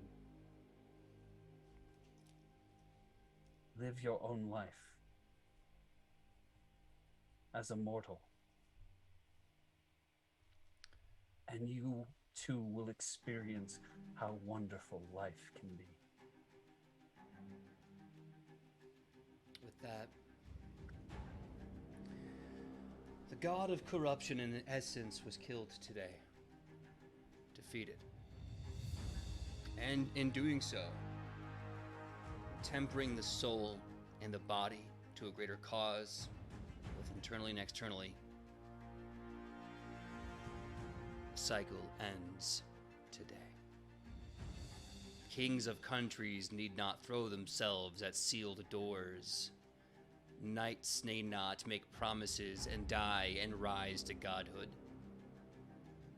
A small farmer in a town in Ur need not leave his wife and child to die alone, only to find that he lived in silent failure, and a son need not lose a father and find one in terrible men around him. Just like a god finds he need not be chained by his domain. As Azamat is encased in these beautiful feathers made by, these beautiful flowers made by Lothier, he holds Koromat close to his chest, who is crying like a child. Koromat is clinging for his father, even though they are 30, 40,000 years unknowable, respectively. They are still a father and son, out in the ocean, crying in love together. Something's healing now. The green, horrible, sickly ball of fire in the sky slowly fades and vanishes. Koromat's breath begins to slow down as Azamat helps him to his feet. Well, I guess I have 3 questions then.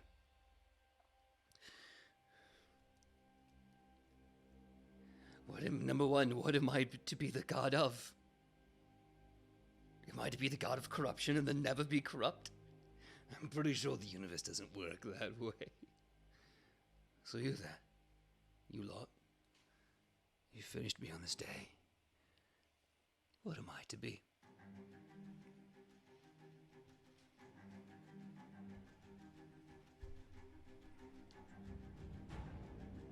The god of redemption. Earth. You are living proof that someone can be born into something and change their fate. That symbol for others. Show what that change can be. And you understand them. The broken, the damned, the corrupt, the vile. You can be that hope for them. and they'll love you for it. Every little thing. All right. So let it be known now to the galaxy, to the cosmos, to the Astrogenicon and my father. Korumat is no more the god of corruption. I seek the corruption because I am now the divine dragon of redemption. As he says this, the green scales on his body flip and flicker like pieces on a board game. They flip, and they're no longer this putrescent green. They are now bright gold and purple. Azimuth takes his son in his hands and looks at him, and he says this: "You're perfect as you always were. Always. I'm sorry I couldn't see that. And I'm proud of who you were, and I'm proud of who you're becoming." To which Cormat says, "Right. Oh, question number 2. What are we gonna do? There's a lot of 40,000 years of work." And Azimuth says, "Don't you worry about that. I know an amazing therapist."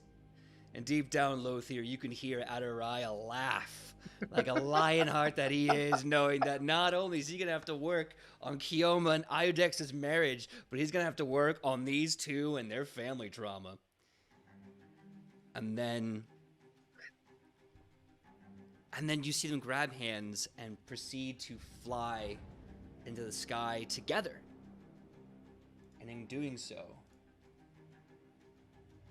you hear the last question as Koramat begins to fade. What? You never answered my third question in or the first or the second, but back at the Solwell. What exactly are you going to do to stop Vermalgus Day? And with that, he vanishes into the sky.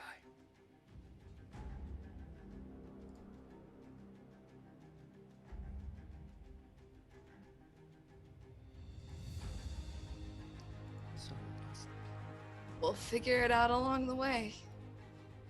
Ichi says, but he's already gone. I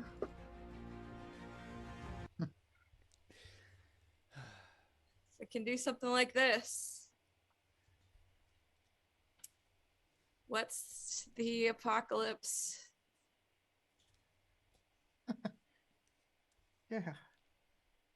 I am going to just plop down on the ocean and stare up at the sky. Like, Do you have like the flowers kind of like Yeah. supporting you? yeah.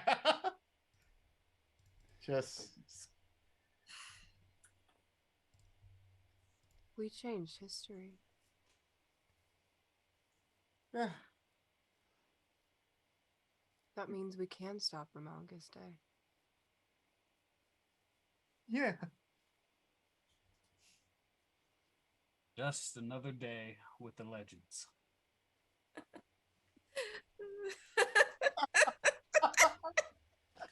That was crazy. What are we even doing? That shouldn't have worked at all.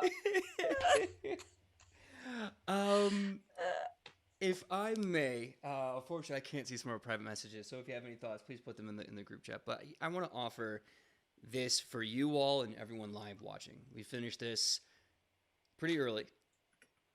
I would like to do a "Where are you gonna go next?"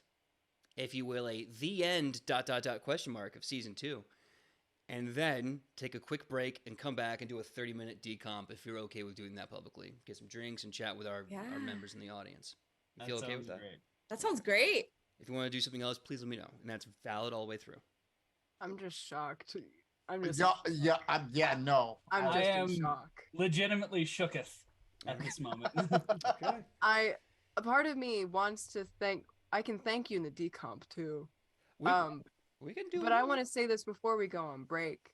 Mhm. Hey PJ, thank you for being the kind of GM that listens and that sees that we want to do something else than murder and to roll with that, because I know you had an insane battle planned and you were willing to throw that all away for the sake of the story and the sake of your players. And I think that's huge, because not everyone would do that.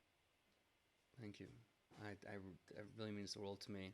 It's been a fight, trying to be the best GM you can be, and that's all I want to give you all is my best. And I'm glad that you all had a good time. I will feel this feeling, but in order to do that, I need to know what's the end ... question mark. I have for our something. heroes. Oh yeah. I think after they catch their breath and kind of wrap their heads around what happened, Ichi goes to the group and looks at everyone and looks at Lothier specifically and picks up the rock that she has that Dracom gave her and said,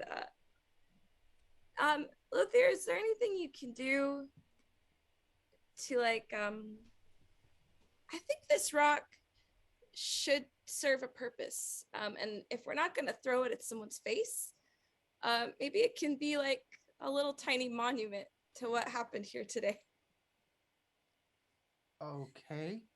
Do you think you can bond it to the ground and we can write something in it, or? You know what, PJ? Yeah.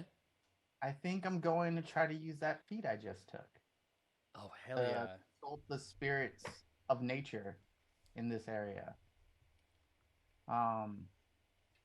They'll essentially he can't make any promises. He looks at you as you hand him this rock and he goes, I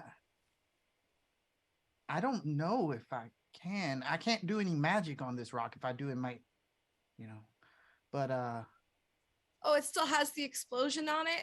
I look over at. Is that forever, Jacob? I mean, we could. It won't be if there's an explosion. How about we call it the Peace Rock and we write, "Don't hit this." Yeah, I can. Just like we didn't hit that guy. It's a good metaphor. That's true. But essentially, I'm going to start sitting down to meditate. He's going to close his eyes, crisscross applesauce, as you said, on the ocean. And he's going to begin to convene with the spirits of life and pure nature, spiritual energies, to sort of begin to try to make a connection with them to turn this specific area where this happened, where these plants are springing up from the ocean, where all of this is, as a sort of monument to time for this. Monument of redemption. A monument of redemption in Dragon's Grave. Yeah. Okay. Give me that nature check. Okay. Can I lend any support by offering the rock? Yeah. He takes it very carefully. He is terrified of this. I have an idea. Randy, feel free to say yes or no on this. Please feel free to veto this. Since Ichi has such a connection to spirits because of her instinct, her family, and of course everything else, do you think maybe she could make a roll summoning her ancestors to help? Oh, absolutely. I love that. Cool. Okay. I just had a light bulb and I went, oh, that's cool. So I want to check in with you first to see if you're okay with that. I want to steal your light. Okay. He tries and he just thinks to you and he's like, why don't you? Okay. All right. What is the skill? That's a tough one. I'm gonna say performance for you. Alrighty. 33. Okay.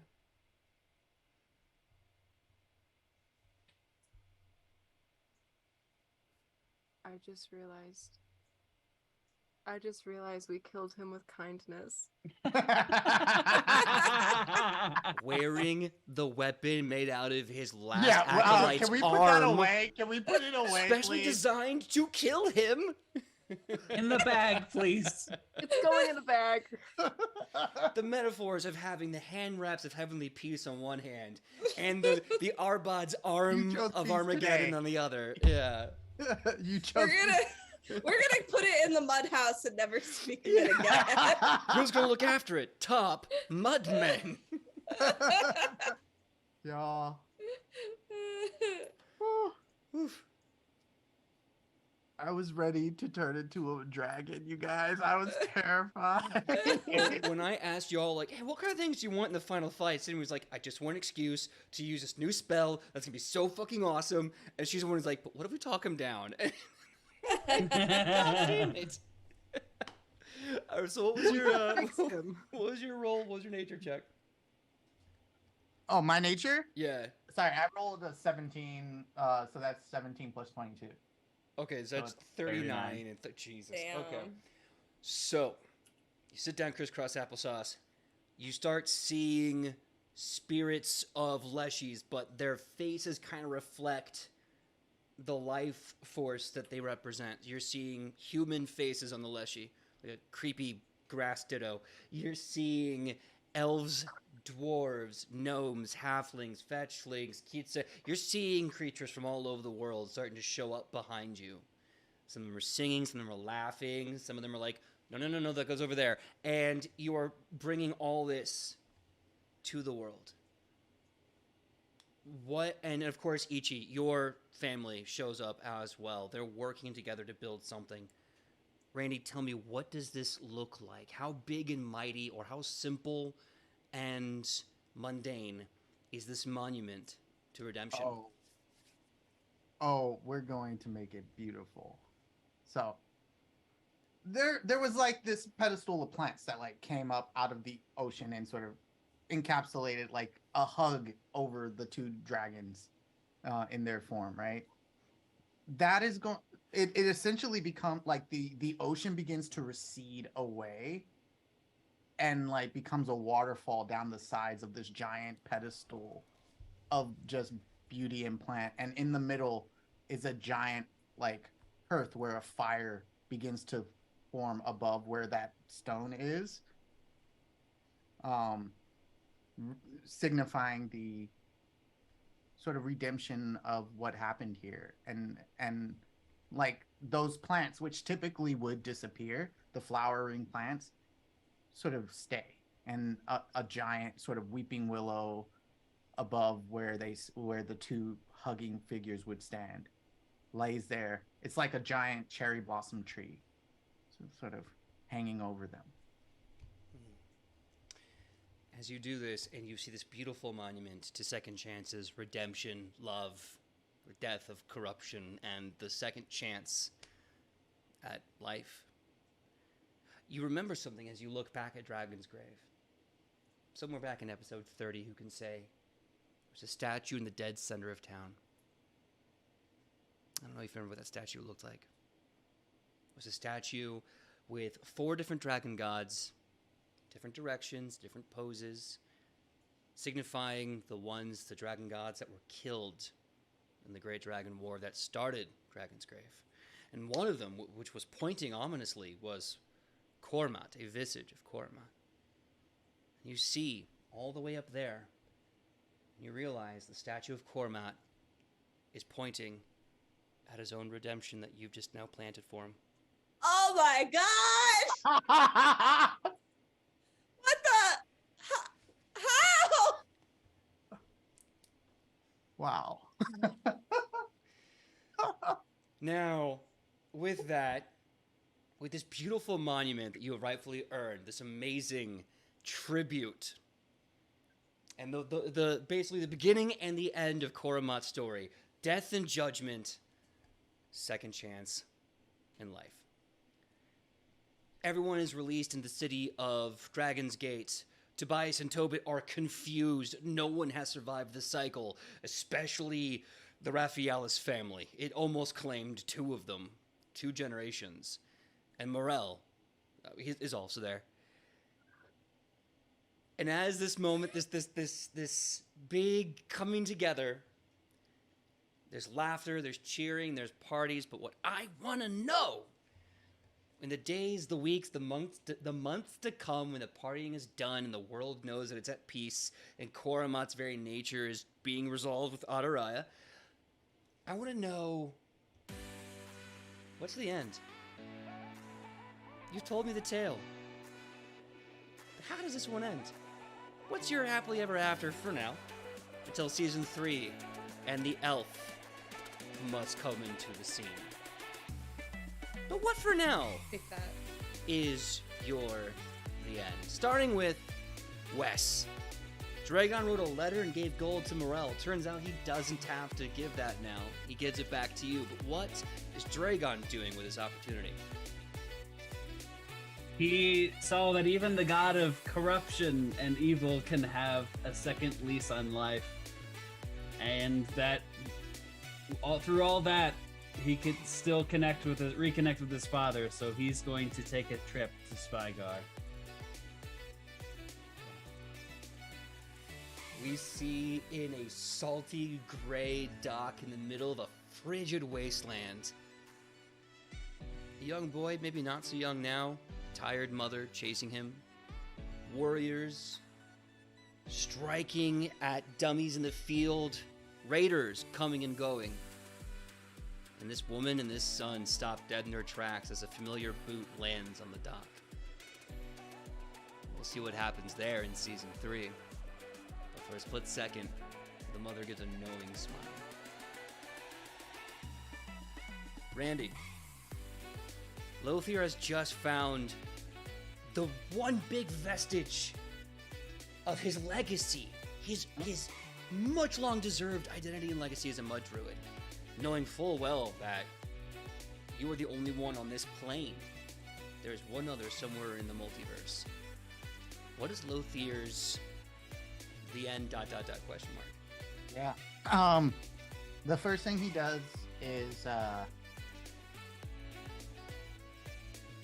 he's going to head back to that glade in Brack and spend countless hours traveling outside of there. Like that's sort of where his base is going to be, going back and forth as he continues to monitor the spread of the earth that's being pulled in, and trying to help keep that under control as much as he can. But really what he's researching and spending most of his time gathering information on is ways to enter into the Fey Wild. Because he has to find this other druid. That's the only place he knows where they are. You are spending days, weeks, who knows, time in this little mud hut. So actually a beautiful, massive 3-story glen. And one day you take a left instead of your usual right and you bump into something. Pot falls over, shatters. There's a piece of paper. It's written in a language you don't understand. It's not Druidic. Elvish, maybe? Who can say? There's a handprint on it. An outline of a hand. And somewhere in the middle of the vellum, there's this watermark in Druidic says, "The hand is the way in."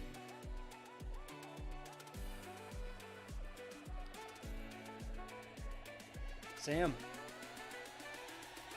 Man, you're a long way from Asmacon, man. I think after all the partying has happened and it's time for Ichi to take her temporary leave from the others, you all see Ichi off on a caravan. She says, "I need a vacation." She's wearing a big floppy hat, a nice breezy outfit, what look like, fantasy flip-flops, and she hits on the caravan into the sunset, and you all wonder what fun beach times, delicious drink she might be sipping. But as we fade to black and it fades back in, you see a dark, dusty office with her flip-flopped feet walking across the ground. She hangs up her floppy hat dusts off a table of this place she's just rented for a short period of time. She puts on a cloak, gathers a few supplies, and has a flyer in her hand. As she hits the street, she pulls a hood off over her head so she's not easily recognized. And you see as she walks out into the alleyway, she has a flyer for the Anti-Caffeine League. And you get the idea that she might be out there to run down some information. All right. As you head out into the streets to fight the NCC and do it for the rights of caffeine drinkers everywhere, you see a few people are taking your pamphlets and throwing them away. One person looks and goes, huh, saves it. And then you see a paper just flick and hit you in the shin, like the wind. And you look at it and it says, Summit hearing at Adolfon Prime to overgo the NCC Global Coalition. She Madam picks it to up. speak on the matter is excited to represent the NCC. She picks it up, gives a nod and pockets it, and disappears into the darkness. Okay. Now, 3+ years ago, a young, but not quite world-ready woman left a simple temple in Or. It's a very straightforward goal.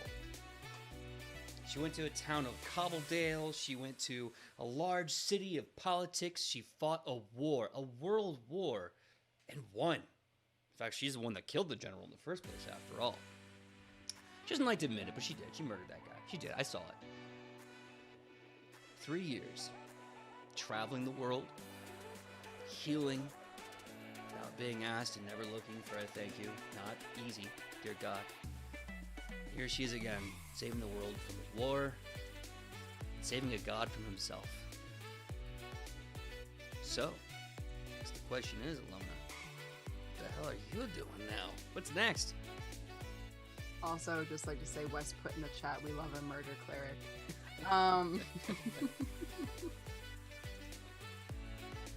Ilona takes everything she has. She says goodbye to Shionibus because last summer, after their last adventure, Ilona spent all of her time in Nubia with Shionibus, but this time she says goodbye. And she heads home. She walks in the front door to see her family, who rush to hug her and hold her, and dedicates the rest of her time to studying everything in the reliquary, to look for any information that she can, to stop Romalga's day.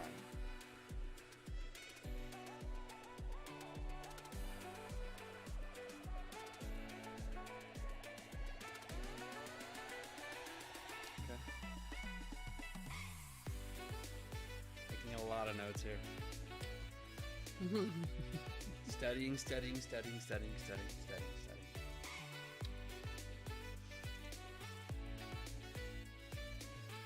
And you crack open a book in your research, and in a book you see Passion Flower. You know this book. This is one of your old books, but this is not a passion flower that you put in. In fact, this passion flower is still dewy. And the page that it's under is Koga, the god of struggle, strife, war, and violence.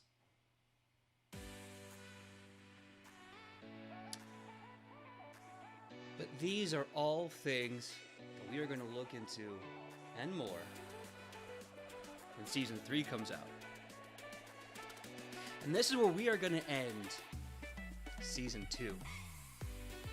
We're going to go take a 10-minute break, and when we come back, well, I offer you to sit down with us legends, and legend to legend, we can talk, decomp, do some behind the scenes. I'll tell you the wicked, nasty stat sheet that they just dodged, or whatever. We'll just have a good time. Anyway, I'm gonna do my best to go to break.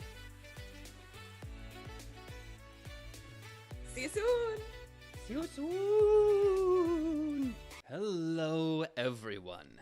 Thank you so much for being with us on this journey. Thank you so much for season 2.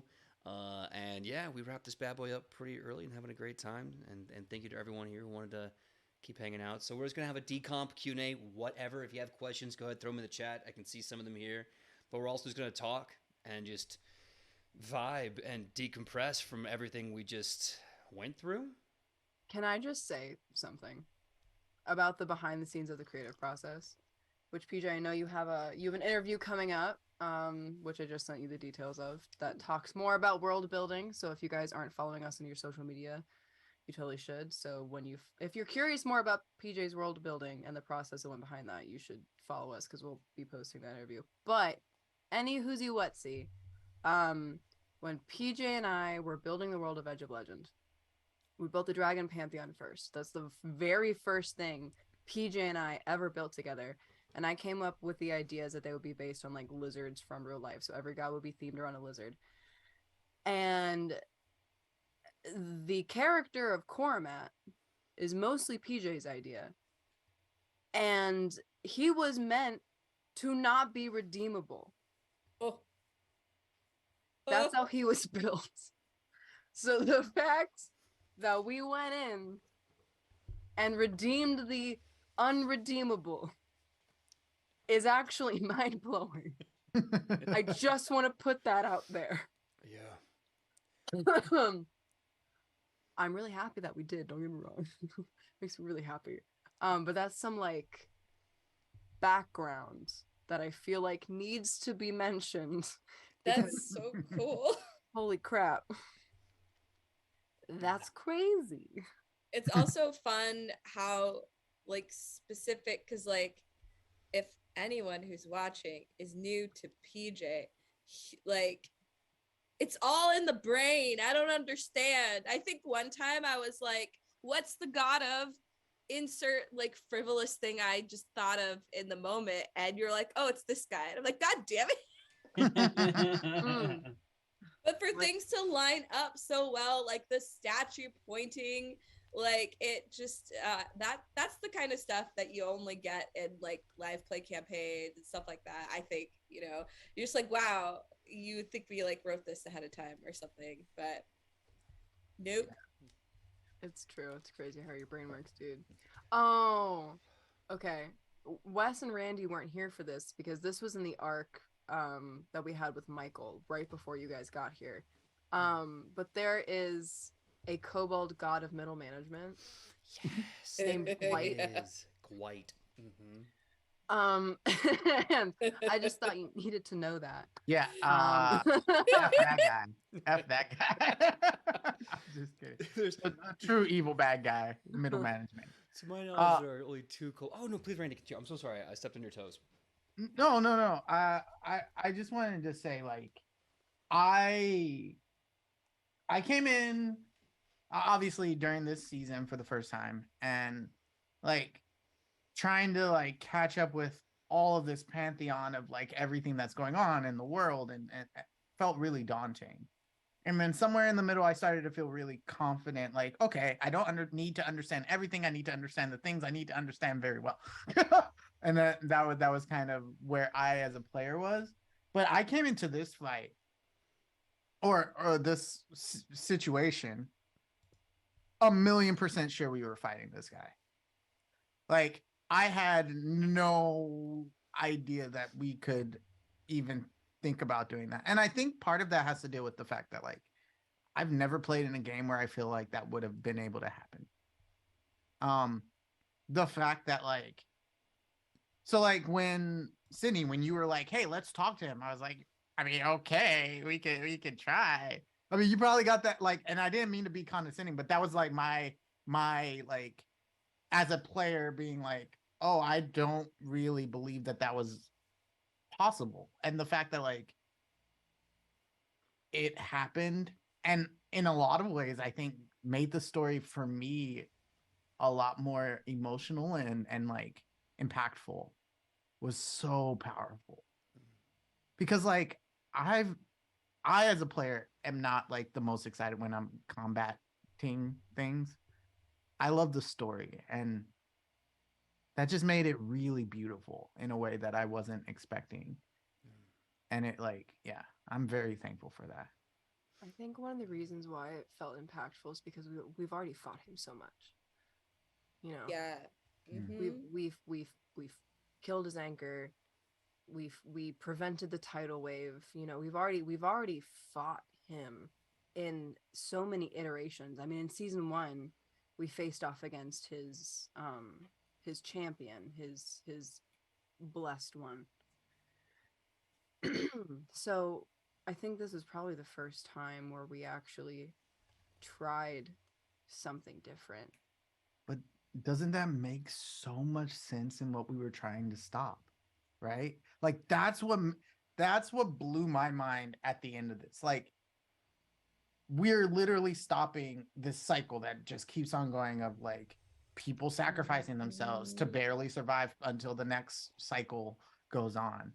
And like to have the answer be, I mean, life sucks, you guys. Like a lot of shit sucks in real life. And this was a moment where it felt like, but there's that hope too. And I really love that part of it. I'm gonna cry now. Yeah, I know, me too. It really was that deep feeling of hope that no matter what's going on, there's always a chance that everything can be turned around, and that it was really beautiful and really nice. Also, Reap Psyche asked, do you create entire alt pacifist result paths for every encounter you make, given that you have a party that wants to hug everything into submission? I've only done that one time. Only once? Only once. Wait, really? Only once that I plan it. And that was... Let's double check my notes because it might be twice. The only time I can remember going into the boss prep going, I need to make a pacifist route in case they want to talk this fucker off the ledge. It was Takaro Aiz, leader of the Red Rock tribe in the hills of in the hillside of Asmacon. So yeah, right. So it doesn't make any sense. Long story short, season 1, there was this orc leader of one of the many orc groups that were brought in, some against their will, some through coercion, yada yada yada. And one of those was the Red Rock tribe. Their big thing is like they have a deep bond with animals. Their cultural elite are bonded to griffins. Guess where Shionibus got her griffin? She killed the rider and has been like training it to be her pet. And the leader, which is a title-rific name that every leader gets, which is Takaro Aiz, they were fighting him and his griffin on this big mountain. And I was like, I need to give them sort of like a combat slash like social encounter puzzle so that they can do whatever they need to do. And I think you all were going to fight him until even in a rage, he went to protect his bird over himself. He went to protect the griffin instead of himself. And I think the only thing he could speak in common was, don't hurt my bird. And you're like, nope, we're going pacifist route. And I'm like, I should have seen this coming. Here we go. That's all it takes. Give somebody a pet. Yep. And feelings for that pet, and we're good to go. Like, all right, we understand you. We can empathize. That's right. I didn't. So the second one I thought was Zaka. I didn't prepare Zaka. Everything about the door, I didn't. I prepared for a fight with Zaka, and when you threw the door on his head, everything that came from that point on was me improvising world lore. Like, okay, this is how this works now. Fuck. Was Randy and West here for the door? Which door? Which one? We've used the door a few times at this Yeah. point. Okay. Yeah, we have seen the door. Yeah. Okay, But- good. We doored the small man in the demon place, and then we also just doored Tobias's dad. We did. Yeah, we We did. threw the door on Tobias's dad, and Tobias went into his dad's brain. Which so so kind seems- of messed up. But That seems correct. Floyd would have a field day with that. What's the opposite of murder hobo? The huggy Psycho hobo. The murder Yo. hobo. Huggy I think hobo? it's just a diplomancer, isn't it? A Diplomat. diplomancer? Ooh, I like Diplomat. that. Yeah, the diplomat. You've never heard of No. that? The diplomancer are the people that solve everything with diplomacy checks instead of fighting. They're called But- diplomancers. But here's the thing. So when I got into D&D, I was at a table of like so I started in college, was at a table of like graduate theology majors, okay? I was very nervous. I was Wow. like, I don't know how this is going to go. There was one guy at the table who wanted to murder, and I mean literally everything. Like, and I remember as a player being like, I hate that. Like and luckily there was one other person at the table who was like really into like role playing and like made the experience really enjoyable for my first time. But I remember being like, I could never just be like, yo, I want to murder. I mean, don't get me wrong, I enjoy sometimes murdering things in games, but like it was yeah, like this is allowing us to like play the game as we feel like we would play it, and then being like, yes, Andy, Yeah. to it. And that, like, you literally were like, okay, I get the feeling that this is where we want to go, so I'm going to do this thing to make it challenging and like just as epic as a final fight. Like, I Mhm. was nervous. I rolled a 1, you guys, Yeah. and was like, I'm using my hero point because like this was so important, right? We used every hero point we had to Mhm. make this happen. I rolled a 9 and then an 18.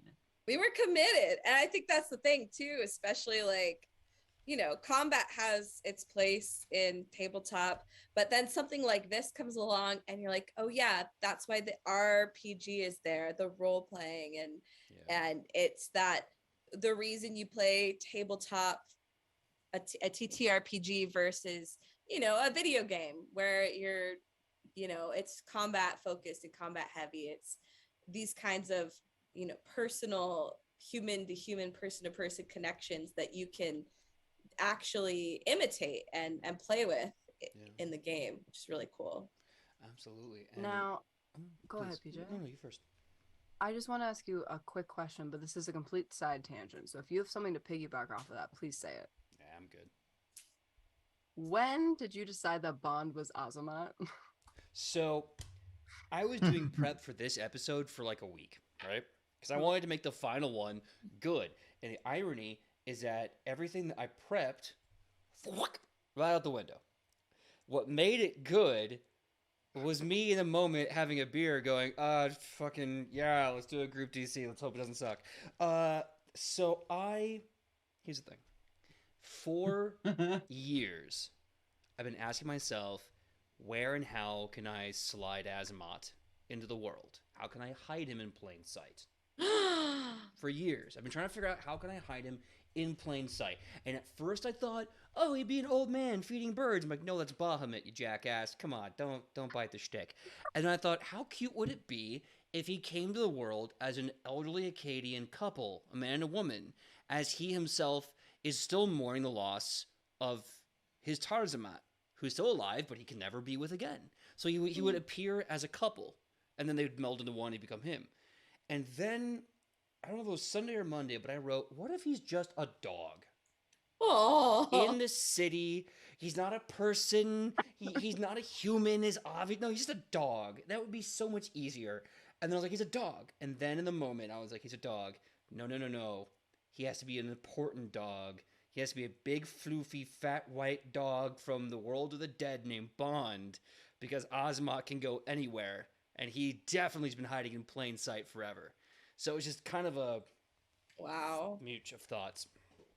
Dang, that's crazy. That's crazy how that all just works out. Yeah. He chose to be the ultimate good boy. Yeah. So I know this has been going around. Like, what's Ozma's domain? Like, what is he the god of? He's the god of good. So of course he'd be a good boy. How could he invented be it. anything else?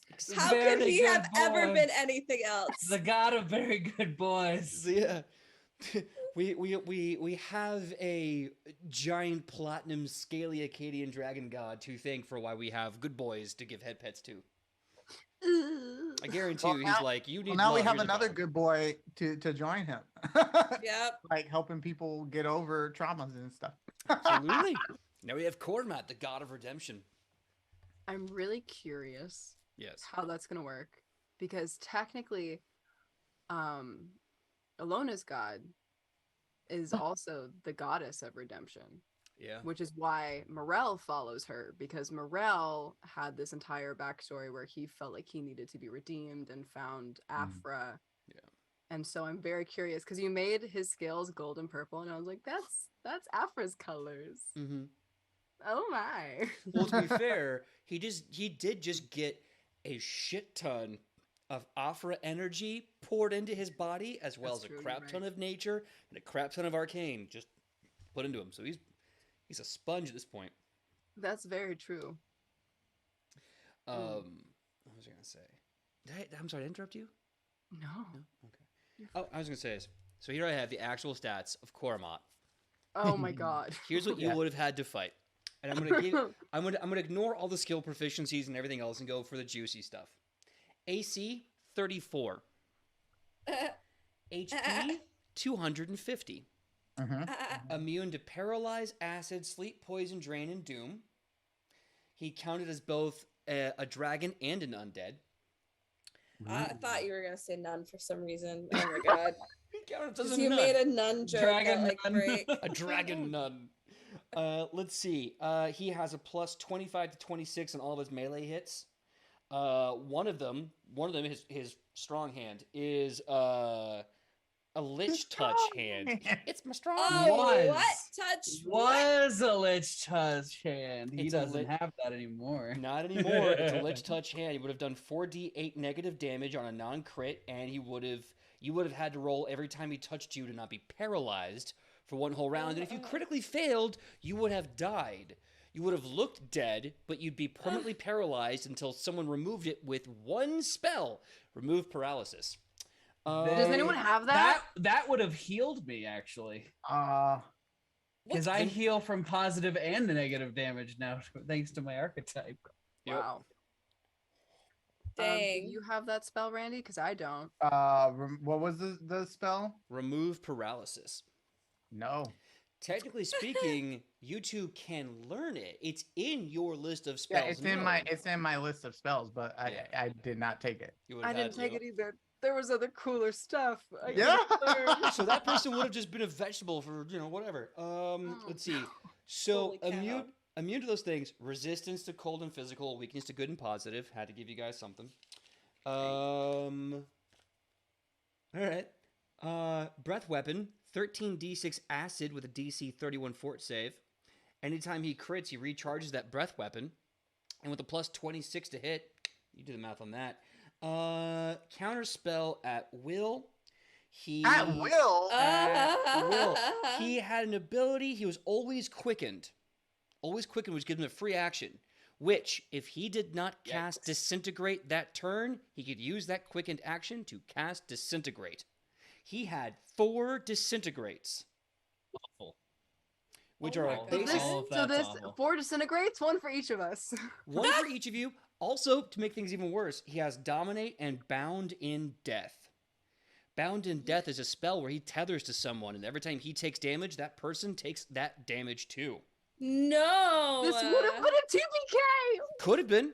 Could have been. At the same time, all we need is for Dragon to critically succeed, and he would have been dead in one shot. It's a gamble. I was like, It's 250 gamble. damage is doable by Dragon. Not to That's mention, true. I also One crit with disintegrate and it's over. I also statted the water because I knew you'd be fighting on the standing sea, and I wanted something interesting for your combat. So if you were to say like the mud druid, all of that water, you pour a little bit of dirt on there, and now you're basically just moving the world around him. Shieldus could have okay. like hid underwater and struck up the whole So bit. can we talk about some of our strategies? I would love to hear what we were thinking of doing to him, because I'll start because I had already planned it out. Go ahead. Oh, there was the fog stuff Oh, to yeah. like, use the explosion, right? Mhm. I got with that magic mud druid archetype. I can now make whatever into a mud form of a creature. I have mud form, Whoa. and then I also have dragon form. That's That's pretty cool. cool. So I would be a giant mud dragon. Yeah.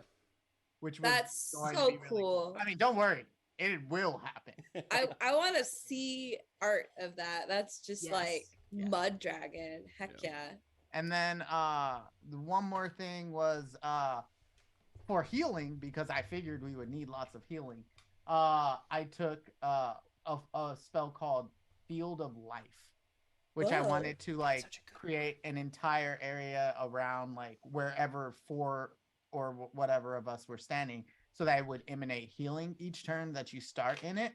But now that I learned that he was also undead, he would have taken damage from it as well. Yep, absolutely. In fact, I didn't know that you were gonna like put the three, ironically, all champions, the three NPCs away to like not die in the fight, because the idea was that you could have used. I was trying to prep as much as I could. Like, if you're gonna bring the NPCs to the fight, I'm gonna give them a job and a purpose. And also, knowing potentially they could have died because of the massive disintegration spells, which, by the way, non-critical, it does 12d10. Critical does 24d10, which means, and here's the thing, if your HP hits 0, as per the spell, you turn to dust. You're dead. You're gone. No dying, no saves, good Instantly. days. Which is why we had that arm Yes. that countered disintegrate. That's exactly why I did that, because I was like, I'm going to give them every opportunity to save themselves and every opportunity to get destroyed. The choice is theirs, and of course the dice. And Which it makes sense because Arbad had disintegrate, and that's what he freaking did to my chest, I believe. Oh. yep. Yeah, I he am gave you a going to touch be of that. completely honest.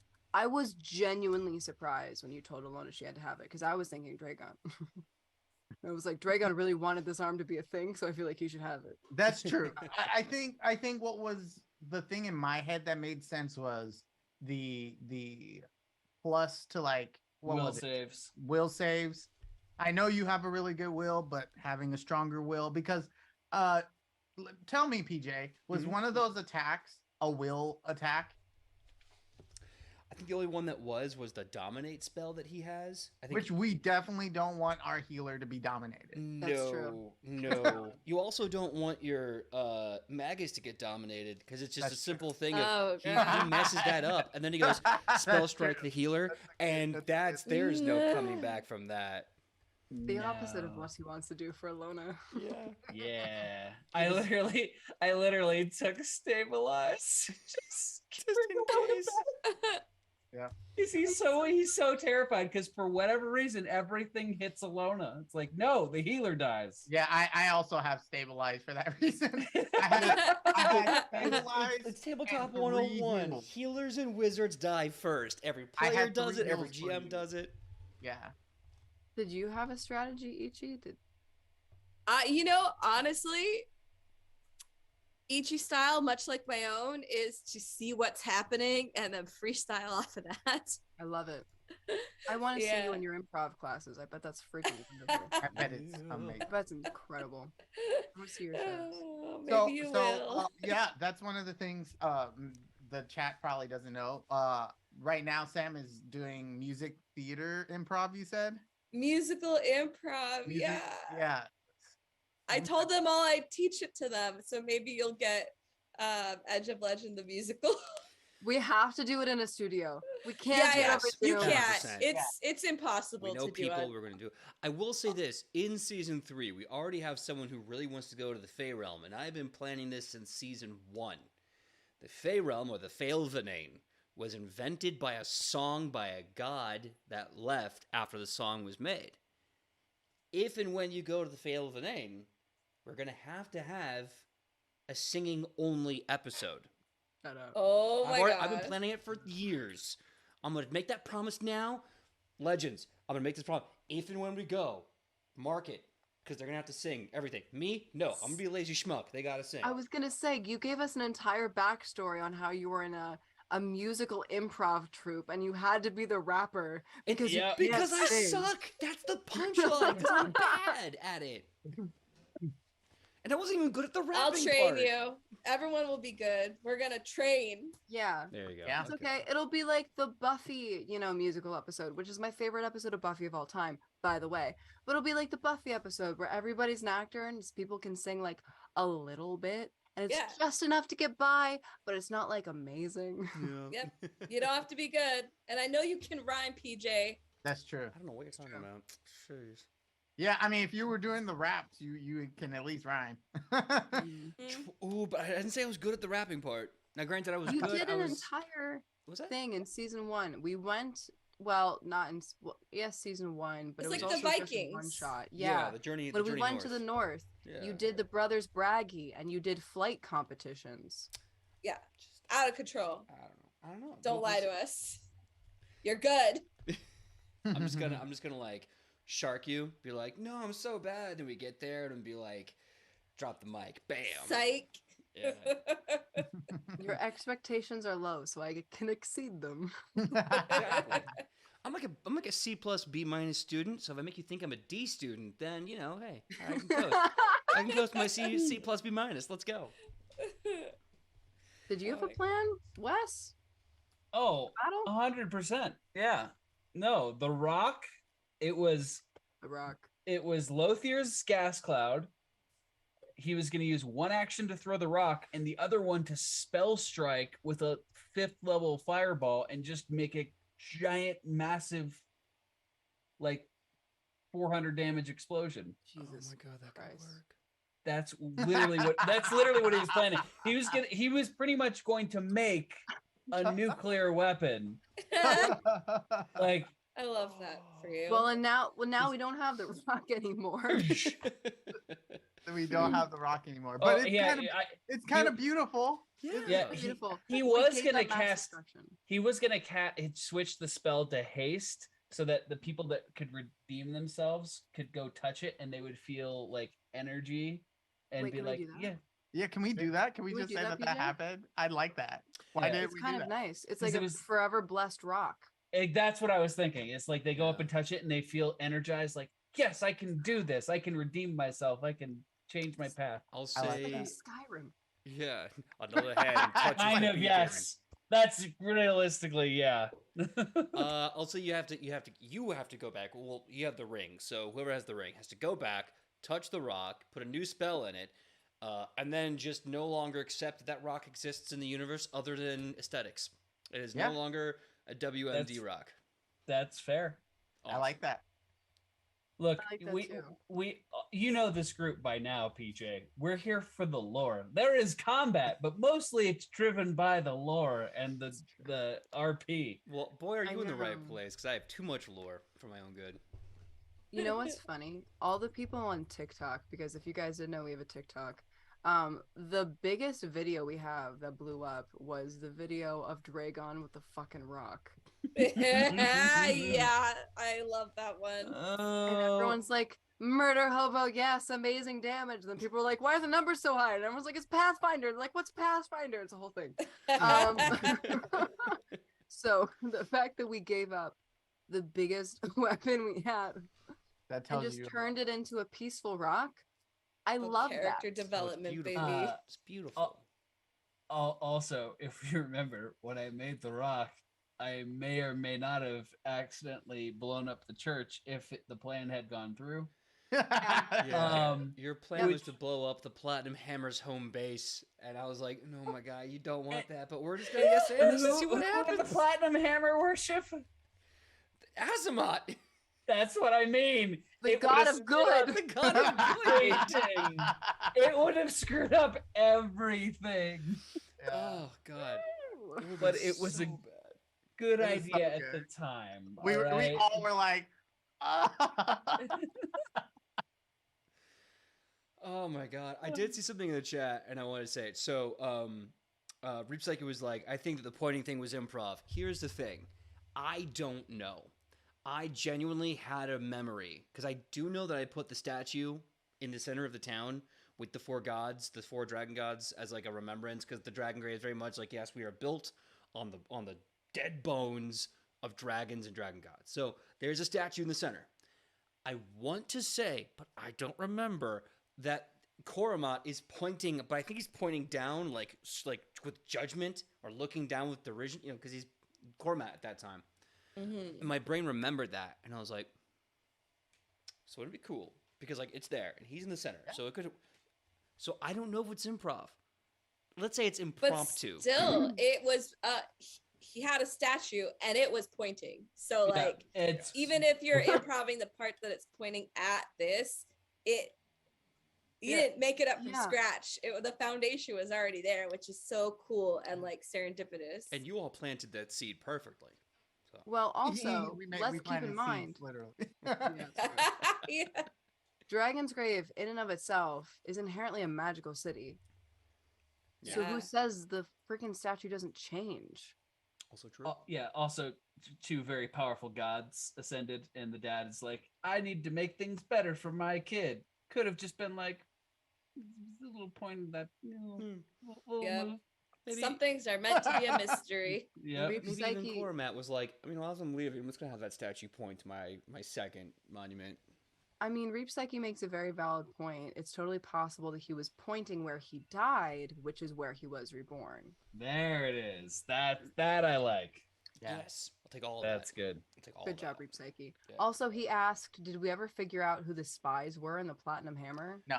No, we didn't. No, if I recall correctly, the last we left it off is that we knew that there were reckoners who worked underground at that home base, Who were hired by Koromat and Mhm. Arbad. who were hired by because according to their religious book, it's like go revenge. Who cares? It doesn't matter. It's a way of faith. Go revenge because that's your job. I mean, you have it in every single fantasy setting. The Red Mantis.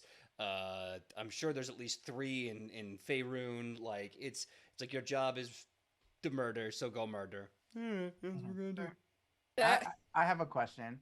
Mm-hmm. When we were in New Jack City, what is her name? The daughter Stokes. Sarah? Samantha Stokes. Yeah. Samantha Yeah. Stokes. Did she send stuff to Brack yet? Oh, yes, right. I wanted to mention it, and I absolutely forgot. The machines are already in Brack. Okay. I don't have a Yeah. sit No, rep, I but was. yeah. That was just something that me as a player was like, I wonder if that's gonna be a thing. We So should make note of that, and then the very beginning of season 3 mention something about it, Probably good. Yeah, I'm gonna make a note of that. just so like we have like this is where they were. Because because Kylie couldn't be here tonight, unfortunately, we also don't know where Shunibus went on her break as well.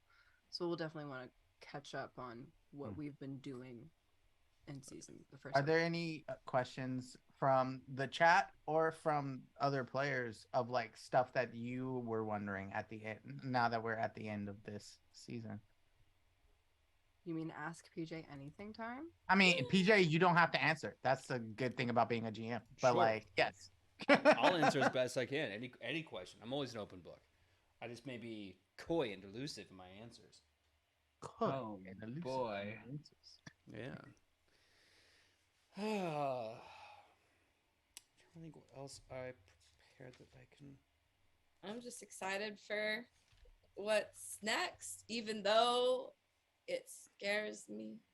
Yeah. I have a few plans for season 3, but I definitely want to like meet with you one-on-one and kind of talk to you a little bit, and then take that information from talking to you and then crunch something. But at least I planted a seed of my intentions. So. And then speaking of this being the finale, when does the next season kick off, or what's the plan for that? I don't know if I know that personally. Maybe I have been not paying attention. No, Oh, that's okay. We haven't come up with a date when we're coming back yet. Yeah. But also Kylie is gone until May-ish because of the Ren Fair. Mhm. So honestly, obviously we're gonna tell you guys. Yeah. When it's happening. But for everyone else in the chat, honestly, I just follow us on Twitter, follow us on social media, and we will let you know. Yeah. But we're gonna take a little bit of a break because PJ, the mad genius behind this entire thing, needs time to plan. season Yeah. 3. And yeah, been working so hard every week. You deserve a vacation like Ichi, but without the detective part, just the vacation part. Yeah. Yeah. I need to go away to like a nice little beachside bungalow, just chill for like a week. Yep. Or a mud hut. That was A good Yes. mud. A mud hut. Exactly. The answer then is Wii Spa. You should just go to Wii Spa. True. Yes. It's right Yeah. there in Greetown. That's what I should. Mm-hmm. This I will say because here's the thing. This is just a framing thing. I want to try something different for season 3. Because for season 1 we had 64 episodes. For season 2 we had 52. So this is my thought for next season. We're gonna do a couple episodes to stretch our legs, do some fun storytelling, tie up some loose ends. Not all of them, just a few. Sprinkle. And then, when you are met face to face with the story arc of season 3, is going to come with a time-based caveat that you will have 20 episodes to save the world, Of course. or else. Of course. It's the world. It's always the world. It's Well, always the world. It may not be the world, but I'm using that right now because I'm trying to make it sound really important. It is really important. I like that because that means that there are stakes. It also means we have to be focused, which is hard for our group sometimes, but it's good growth for us. No, what?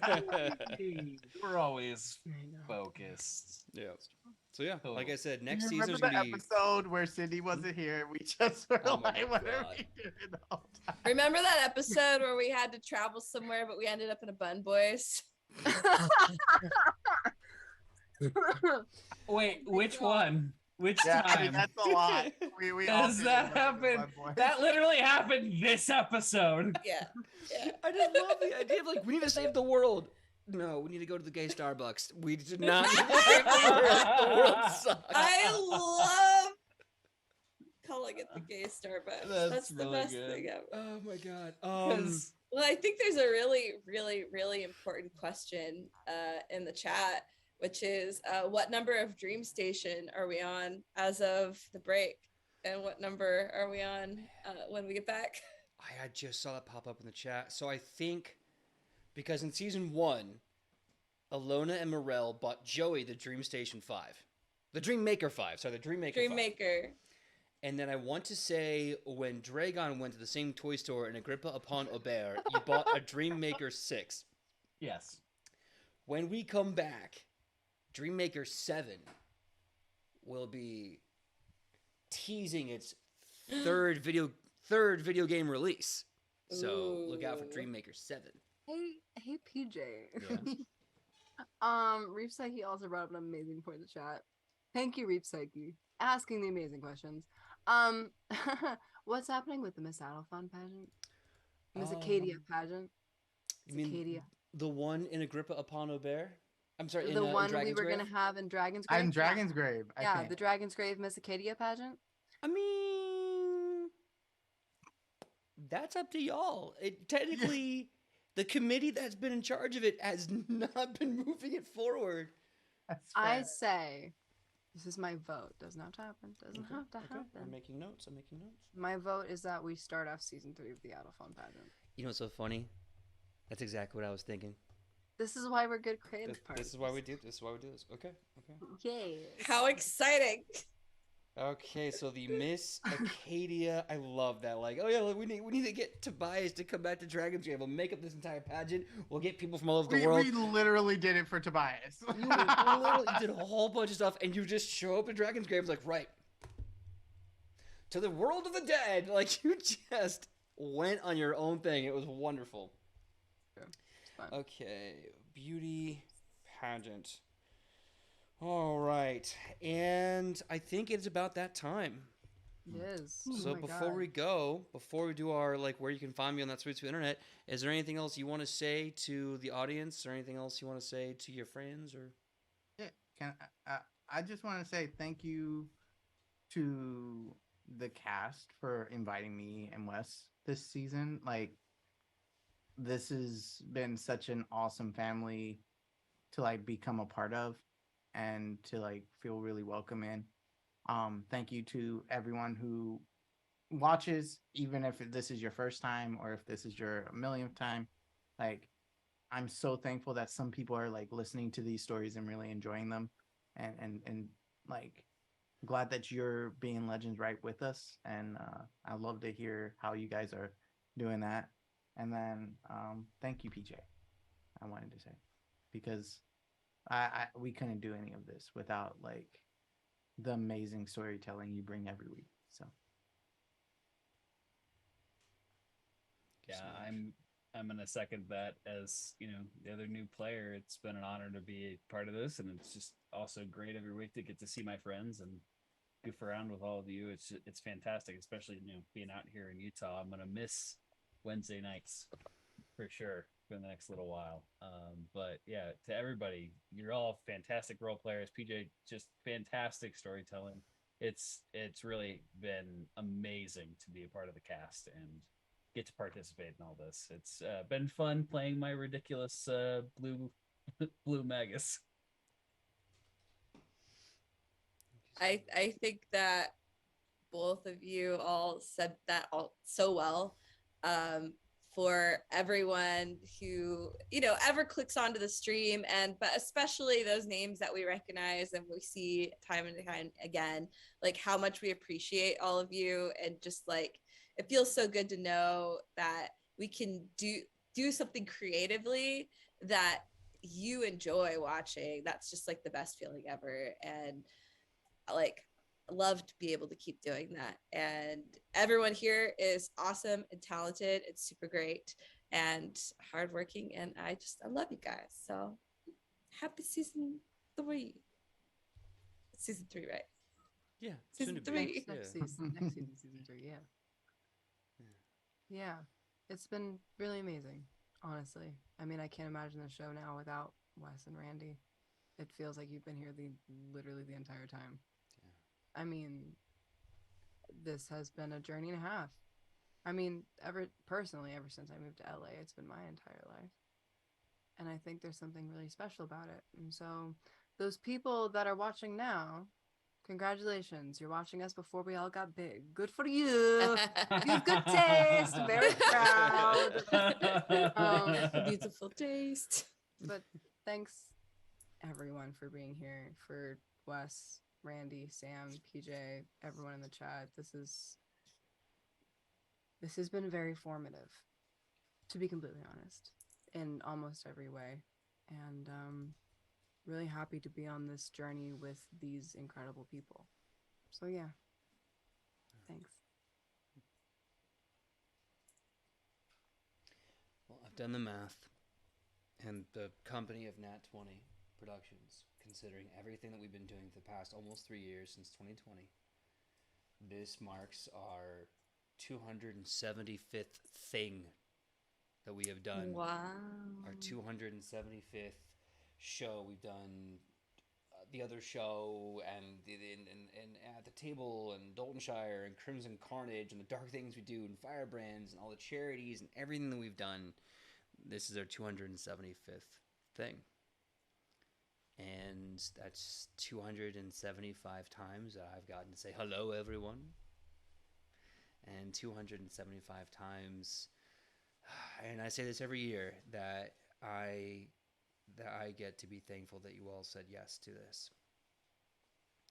A story doesn't live if there aren't people who want to read it, who want to contribute, who want to be a part of it. And it's been such a hard 3 years. The imposter syndrome alone, Jesus, don't even get me started. The amount of things you lose, the amount of things you gain, it's a lot. And to everyone out there, and to these awesome people that I look forward to seeing every week, I just want to say thank you.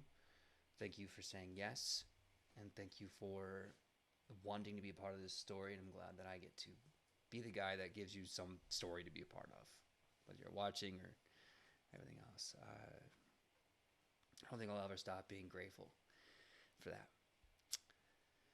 So, before I ramble, because I'm good at rambling, we are going to end it here.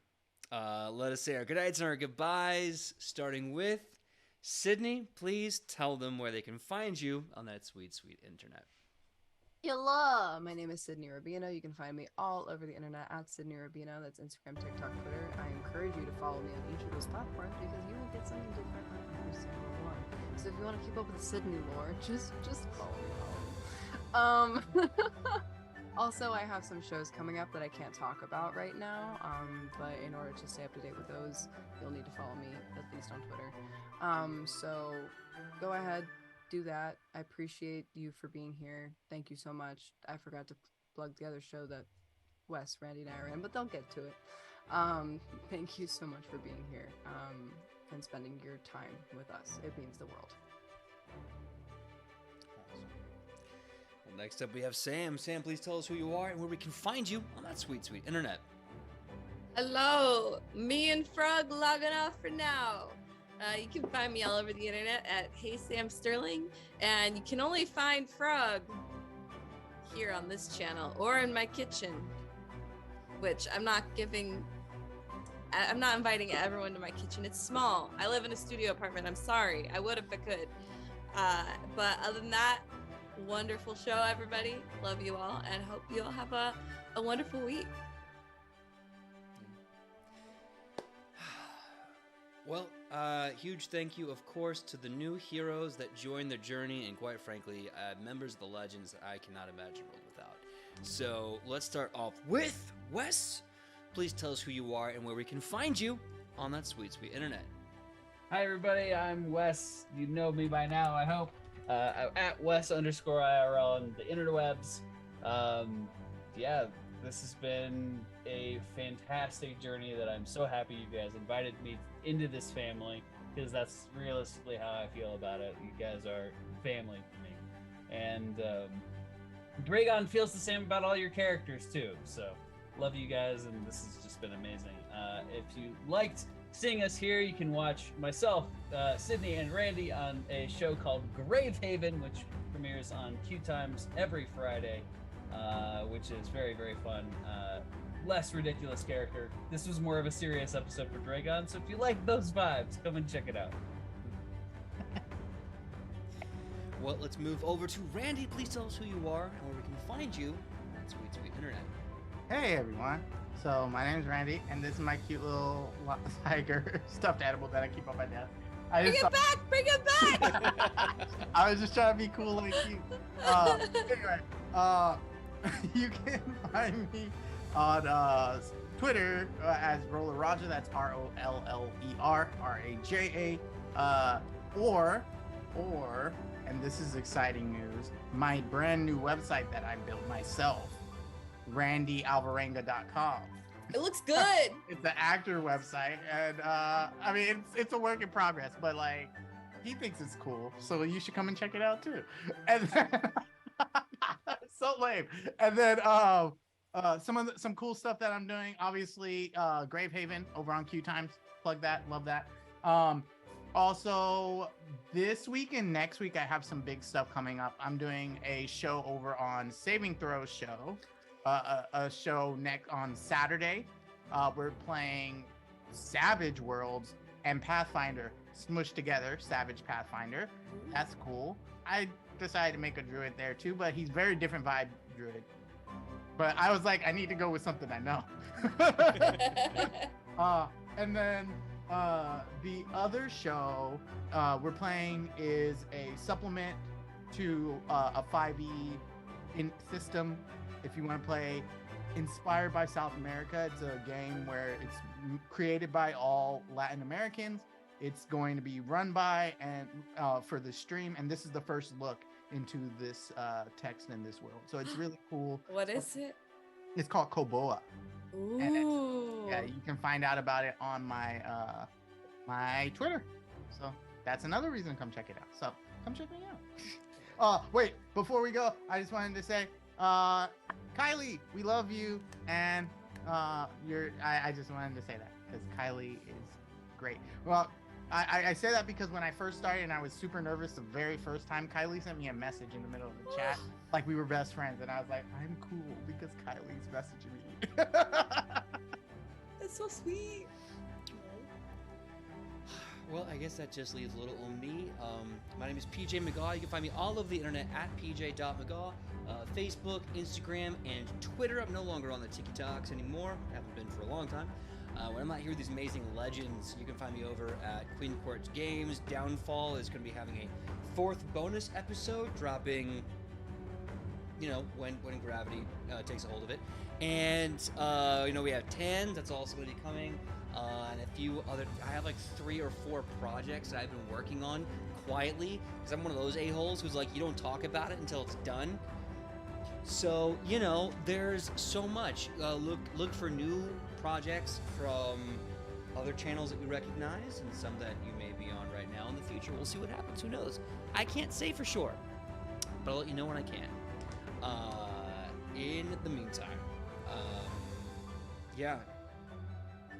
we'll see you when we see you for season 3, and we're gonna be rating the Hero Zone because my brain is kind of farting and I can't remember anything.